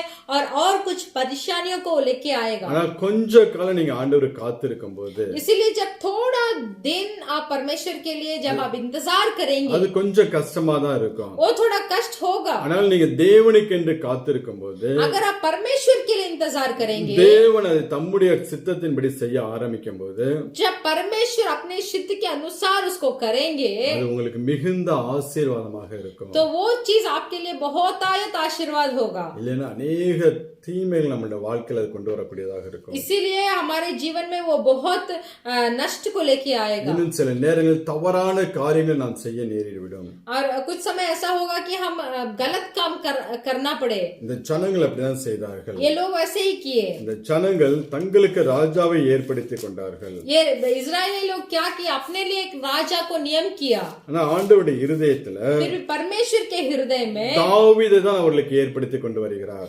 दाऊद राजा को ही उन इजरायली लोगों के ऊपर राजा नियुक्त करने का था. அதனால தாவீது அந்த இஸ்ரவேல் தேசத்தை சுற்றிலும் இருக்கக்கூடிய எல்லா சத்துருக்களையும் மேற்கொண்டு इसीलिए दाऊद क्या किए, इजराइल लोगों के चारों ओर जितना भी शत्रु लोग थे उन्हें सब जीता அந்த ராஜ்யத்தை அவன் ஸ்தாபித்தான். और उस राज्य को उन्हें स्थापन किया. சவுலால் அது முடியாமல் போய்விட்டது. साउल वो नहीं कर पाए. அமலேக்கியரோடு அவன் சம்பந்தம் கலக்கிறவனாக, अमलेकियों के साथ साउल ने संबंध बांधा. சம்பந்தம் இல்ல அமலேக்கியரோட கூட கொஞ்சம் அட்ஜஸ்ட் பண்ணி போறவனாக இருக்க ஆரம்பித்தான். वो अमलेकियों के साथ ऐसे मिल जुल कर रहने लगा. அவனை அமலேக்கியரை முழுவதுமாய் வெட்டி போட வேண்டும் என்று சொல்லி தேவன் சொல்லுவார். परमेश्वर साउल से बोलते हैं कि वो अमलेकियों जितने भी लोग हैं उन्हें घात कर दे. ஆனா ஒன்றுக்கும் பிரயோஜனம் இல்லாதவர்களை வெட்டி போட்டு ராஜாவை தப்புவிக்கிறவனாக இருந்தான். तो देखिए वो साउल क्या किया, कोई भी काम का जो व्यक्ति कोई की काम के नहीं थे उन्हें मार डाला और राजा को छोड़ दिया. ஆனா தாவீது இருக்கும்போது फिर जब दाऊद थे, அமலேக்கியன் பேரை கேட்டாலே जब अमलेकियों का नाम को वो सुनेंगे அப்பவே அவனை வெட்டி போடுவான். वहां तुरंत उन्हें मार डालेंगे. தேவன் சொன்ன அமலேக்கியனை பூமியில இருக்க விடாத என்று சொல்லி क्योंकि परमेश्वर ने बोला कि अमलेकियों को इस धरती पर रहने मत दे. ஆனால் அப்படியேப்பட்ட ராஜா உருவாகி வருகிற வரைக்கும் तो इस तरीका के एक राजा आने तक இந்த ஜனங்களுக்கு பொறுமை இல்லாமல் போய்விட்டது. ये इजरायली लोग क्या किए, थोड़ा धीरज से रह नहीं पाए. தங்களுக்கு ராஜாவை ஏற்படுத்த வேண்டும் என்று சொல்லி பிரச்சனை பண்ணி ராஜாவை ஏற்படுத்திக் கொண்டார்கள். तो देखिए पर राजा हमें चाहिए बोलकर उन्होंने अपने लिए एक राजा को ढूंढ निकाला. அதனால சவுல் இஸ்ரவேலுக்கு ஒரு ஆசீர்வாதம் உள்ள ஒரு ராஜாவாக இல்லாமல் போய்விட்டான். तो इसीलिए देखिए साउल जो थे वो इजरायली लोगों के लिए एक आशीर्वाद बनकर नहीं रह पाए. தாவீது ராஜாவோ फिर भी दाऊद राजा, அந்த தேசத்துக்கு நல்ல ஒரு ஆசீர்வதிக்கப்பட்ட ஒரு மகன், ஒரு ராஜா दावीद। फिर भी देखिए दाऊद राजा जो थे वो इजराइल देश के लिए एक आशीर्वाद भरा हुआ राजा थे। தேவனுடைய இருதயத்தில் இருக்க எல்லாவற்றையும் அவன் நிறைவேற்றினார்। परमेश्वर का हृदय में जितने जितने सोच और समझ थे उसको सब दाऊद ने पूरा किया। அவனுடைய நாட்கள்ல தேசத்துல பஞ்சம் கிடையாது। दाऊद के दिनों में देश में अकाल नहीं थी। சில பஞ்சங்கள் வந்தது, ஆனால் தேவ ஆலோசனைப்படி அவன் எடுத்து போடுகிறவனாக இருந்தான்। कुछ अकाल तो आई, फिर भी परमेश्वर की योजना से उसको सब निकाल दिया। நாமும் நம்மளுடைய சுயத்துல எதையும் செய்யாதபடிக்கு इसलिए हम भी हमारे स्वयं से कुछ नहीं करेंगे।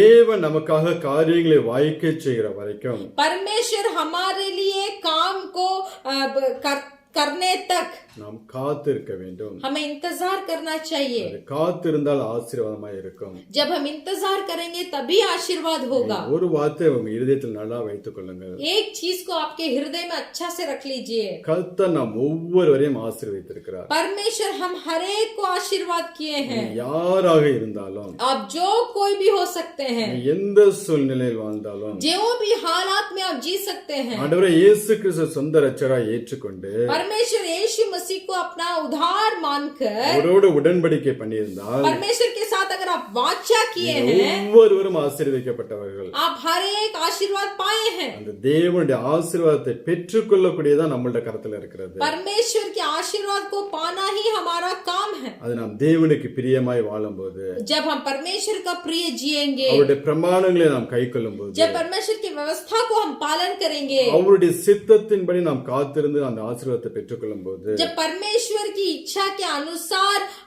कर आशीर्वाद को जब हम पाएंगे, நாம் ஆசீர்வாதம் நம்மளுடைய வாழ்க்கையில ஆசீர்வாதம் கடந்து வரும்। तो हमारा जीवन में भी आशीर्वाद आएगा। நம்முடைய சுய பலத்துல எதையும் செய்ய प्रयासப்படக்கூடாது। हमारा खुद का बल में कुछ काम करने के लिए हमें प्रयास नहीं उठाना चाहिए। சில காரியம் உங்க வாழ்க்கையில பாத்தீங்கன்னா, कुछ काम आपके जीवन में देखिए, நல்லா ஜெபித்து अच्छा प्रार्थना करके ஒரு காரியத்தை செய்யும் போது जब एक काम को आप करेंगे, அது ஆசீர்வாதமாய் முடியும்। वो आशीर्वाद में समाप्त होगा। அதுல தேவனுடைய ஆசீர்வாதத்தை நம் கண்கள் பார்க்க முடியும்। हमारा आंख देख सकती है कि वो परमेश्वर का आशीर्वाद है। அதே நேரத்துல उसी समय சில காரியங்கள் कुछ कुछ काम जो है தேவ ஆலோசனை இல்லாமல் परमेश्वर की समझ उसमें नहीं होगा, ஜெபிக்காம प्रार्थना बिना करे செய்யும்போது जब हम करेंगे பாத்தீங்கன்னா अनेக பிரச்சனைகளை கொண்டு वரும். तो वो बहुत सारे परेशानियों को हमें लेके आएगी. நமக்கே ஒரு கன்ஃபியூஸ் ஆயிடும். तो हमें कुछ ऐसे हम गड़बड़ डगमगा जाएंगे. அப்புறம் அந்த காரியத்தை தேவன் ஆசீர்வதிச்சு கொடுத்தாரு. तो वो काम को परमेश्वर आशीर्वाद किया. அது நமக்கு கிடைக்காது என்று நினைச்சா ஆனா ஆண்டவர் ஆசீர்வதிச்சு கொடுத்தாரு. वो हमें नहीं मिलेगा बोलकर सोचा, फिर भी परमेश्वर उसे आशीर्वाद किया. இந்த காரியம் நம்மளோட வாழ்க்கையில ஆசீர்வாதம் இல்லாம போயிட்டேன்னு சொல்லி நம்ம अनेक கேள்விகளை கேட்போம். तो ये काम मेरे जीवन में क्यों आशीर्वाद नहीं हुआ बोलकर हम बहुत प्रश्न पूछते हैं. ஏன் என்று சொல்லி நாம் ஆராய்ந்தோம் என்றால் अगर हम जांच कर देखेंगे कि ये क्यों हुआ, அங்க ஜெபம் இல்லாமல் எடுத்த பிரயாசமாக இருக்கும். वहाँ बिना प्रार्थना के आप कुछ प्रयास उठाए होंगे. ஜெபத்தோட அதாவது விசுவாசத்தினால வராத யாவும் பாவம் என்று சொல்லி வேதம் சொல்லுகிறது. हमारा पवित्र बाइबल बोलता है जो कोई चीज या काम बिना विश्वास के आता है वो तो पाप है. ஒரு காரியத்தை குறித்து நீங்கள் ஜெபிக்கும்போது अगर एक काम के बारे में आप प्रार्थना करते हैं அதை குறித்து உங்களுக்குள்ள விசுவாசம் வரும். तो उस काम के लिए आपके मन के अंदर एक विश्वास आएगा. நீங்கள் விசுவாசத்தின்படியே தேவன் உங்களை ஆசீர்வதிச்சு கொடுப்பார். तो आप जैसे विश्वास करते हैं उस विश्वास के तरह ही परमेश्वर आपको आशीर्वाद देंगे. அதனால ஒப்பு கொடுங்க. इसीलिए समर्पण कीजिए. சுய பலத்துல எதையும் செய்ய நீங்க பிரயாசப்படாதீங்க. अपने स्वयं या अपने खुद के बल से कुछ काम को मत कीजिए. என் கூட ஒர்க் பண்ணக்கூடிய ஒரு ஸ்ரீலங்கா பையன் இருக்காப்ல. मेरे साथ जो काम करने वाला एक श्रीलंका भाई है, அவனுக்கு ஏதாவது பணம் வேணா என்கிட்ட வருவான். उसको कुछ पैसा का जरूरत होगा तो वो मेरे पास आता है. அவன் ஃபர்ஸ்ட் ஒன்னும் சொல்ல மாட்டான். वो पहले कुछ नहीं बोलेगा. அவன் என்ன சொல்லுவான், நான் உன்னை கேட்பேன் எனக்கு தருவியா. वो पहले ऐसे आकर मेरे से पूछेगा, मैं तुमसे पूछता हूँ तू क्या करेगा मेरे लिए. மாட்டேன்னு சொல்லக்கூடாது அப்படிங்குமா. वो पहले बोलेगा तू नहीं बोलना है. நான் சொல்ல உனக்கு என்ன வேணும் முதல்ல அதை நீ சொல்லு. तो मैं उससे बोलूंगा पूछूंगा कि तुझे पहले क्या चाहिए बोल. அப்புறம் அவன் ஏதாவது பணம் கேட்கும்போது நான் முடிஞ்சாரு நான் உனக்கு கொடுப்பேன். तो अगर वो कुछ पैसा मांगेगा तो मुझसे जितना हो सकता है उतना दूंगा. அவன் ஃபர்ஸ்ட் பாருங்களேன். तो वो दोस्त को देखिए, நம்மள்ட்ட இருந்து அந்த வார்த்தை இதை வந்து வாங்க பாக்குறான். हमसे हमारा जो बोलते हैं वो बोल को सुनना चाहता है. அதே போலதான் நாமும் वैसे हम भी தேவனிடத்து வார்த்தை முதல்ல வாங்கிடணும். परमेश्वर के मुंह से पहला वचन को हमें पा लेना चाहिए. அதுக்கப்புறம் அந்த வார்த்தையை வைத்து நாம் செபிக்க ஆரம்பிக்கும் போது जब उस वचन को रखकर हम प्रार्थना करेंगे தேவன் நம்மை ஆசீர்வதிக்கிறவராக இருக்கிறார். परमेश्वर हमें आशीर्वाद करेंगे. அதனால எதுவும் நீங்க ரொம்ப பிரயாசப்படாதீங்க. इसीलिए बहुत प्रयास मत उठाइए, ஜெபம் பண்ணுங்க. प्रार्थना कीजिए. நீங்க ஜெபத்துல உங்களால சாதிக்க முடியாத எதையும் प्रार्थना में जो आप जो सफल कर सकते हैं நீங்க வேற எந்த மனிதர்களை கொண்டு சாதிக்க முடியாது. तो वही काम को और कोई मनुष्य से आप सफल नहीं कर पाएंगे. நாட்டு ராஜாவை வேணா தெரிந்திருக்கலாம். आपको राजा को मालूम हुआ होगा. உலகத்துல பெரிய பணக்காரர்கள் உங்களுக்கு தெரிந்திருக்கலாம். इस संसार में बहुत धनवान को आपको मालूम होगा. அதெல்லாம் ஒண்ணும் உங்களுக்கு பிரயோஜனப்படாது. वो सब कुछ भी प्रयोजन का नहीं है. நீங்க அந்தரங்கத்துல போய் जब आप गुप्त में जाकर நீங்க பிதாவை நோக்கி ஜெபிக்கும்போது जब आप पिता को देखकर प्रार्थना करेंगे இயேசு கிறிஸ்து வெளியரங்கமாய் உங்களுக்கு பதில் கொடுப்பார். तब परमेश्वर यीशु मसीह आपको प्रकट होकर आपको उत्तर देंगे. உங்க சுய பலத்துல செய்யாதீங்க. फिर भी आपके खुद स्वयं का बल में मत कीजिए. தேவனுக்காக காத்திருங்க. परमेश्वर के लिए इंतजार कीजिए. நாம் ஒவ்வொரு பிள்ளைகளும் தேவனால் ஆசீர்வதிக்கப்பட்டவர்கள். हम हर एक मनुष्य परमेश्वर के द्वारा आशीर्वाद को पाए हैं. நமக்கு சித்தமான காலத்துல அதை நம்மளுக்கு கொடுத்து ஆசீர்வதிக்கிறார். जब परमेश्वर का सिद्ध का समय आएगा परमेश्वर हमें देखकर हमें आशीर्वाद करेंगे. காத்திருந்து பெற்றுக்கொள்ள வேண்டும். उसे इंतजार कर हमें पाना चाहिए. அதனால इसीलिए ஒப்பு கொடுங்க. समर्पण कीजिए, ஜெபம் பண்ணுங்க, प्रार्थना कीजिए, வார்த்தையின்படி வாழுங்க. परमेश्वर के वचन के अनुसार जिए. கர்த்தர் உங்களை ஆசீர்வதிப்பார். परमेश्वर आपको आशीर्वाद करेंगे. நாமெல்லாம் ஜெபிக்கலாம். हम सब प्रार्थना करेंगे. हालेलुया. धन्यवाद यीशु मसीह, धन्यवाद करते हैं इस अच्छे समय के लिए. हम धन्यवाद करते हैं आपने हमसे बात किया है. गए हफ्ते भी आपने हमसे बात किया कि हम किस किस तरह से आपको नाम को हम उखड़ा देते हैं. तो आज आपने हमसे बात किया है कि हम कैसे परमेश्वर के आशीर्वाद को पा सकते हैं. इस वचनों के लिए हम धन्यवाद करते हैं जो पवित्र आत्मा हर एक से बात करते हैं. हमारा जीवन में ऐसा कोई भी काम ना हो जहां से हम आपके नाम को मुखड़ा दे और हमारा जीवन में ऐसा कोई भी पाप हम ना करें जो आपके आशीर्वाद को वो बहुत देर करे। इस अच्छे वचन के लिए हम धन्यवाद देते हैं। इन वचनों को जितने भी भाई और बहन सुने हैं उनके जीवन में, जिंदगी में इस संदेश को लेकर वो आपके व्यवस्था को पालन करे, आपको व्यवस्था को पालन करे, उसका उल्लंघन ना करे, आपसे वाचा बांध ले। परमेश्वर, हम आपके बनाए हुए प्रजा है परमेश्वर। आपकी इच्छा को पूरा करने के लिए आज हम अपने आप को समर्पण करते हैं। कभी भी आपके नाम को हम ना ठुकराए और कभी भी हमारे स्वयं से हम कुछ काम ना करें। ये काम जरूरत है, मुझे अभी करना है बोलकर ऐसा एक मन हमारे पास ना हो परमेश्वर। जो भी काम हो, जितना भी बड़ा हो, जितना भी अवसर निकट हो परमेश्वर, हम उसके लिए इंतजार कर हम प्रार्थना करने के लिए उस सामर्थ से आप हमें भर दीजिए परमेश्वर। वचन के दिए हुए पास्टर को, उनके परिवार को, उनके बच्चे लोगों को आपके हाथ में समर्पण करते हैं। आपके पवित्र लहू से उन्हें ढकते हैं। हमारे कलीसिया के भाई बहन, परिवार, कुटुंब सबको आपके हाथ में समर्पण करते हैं।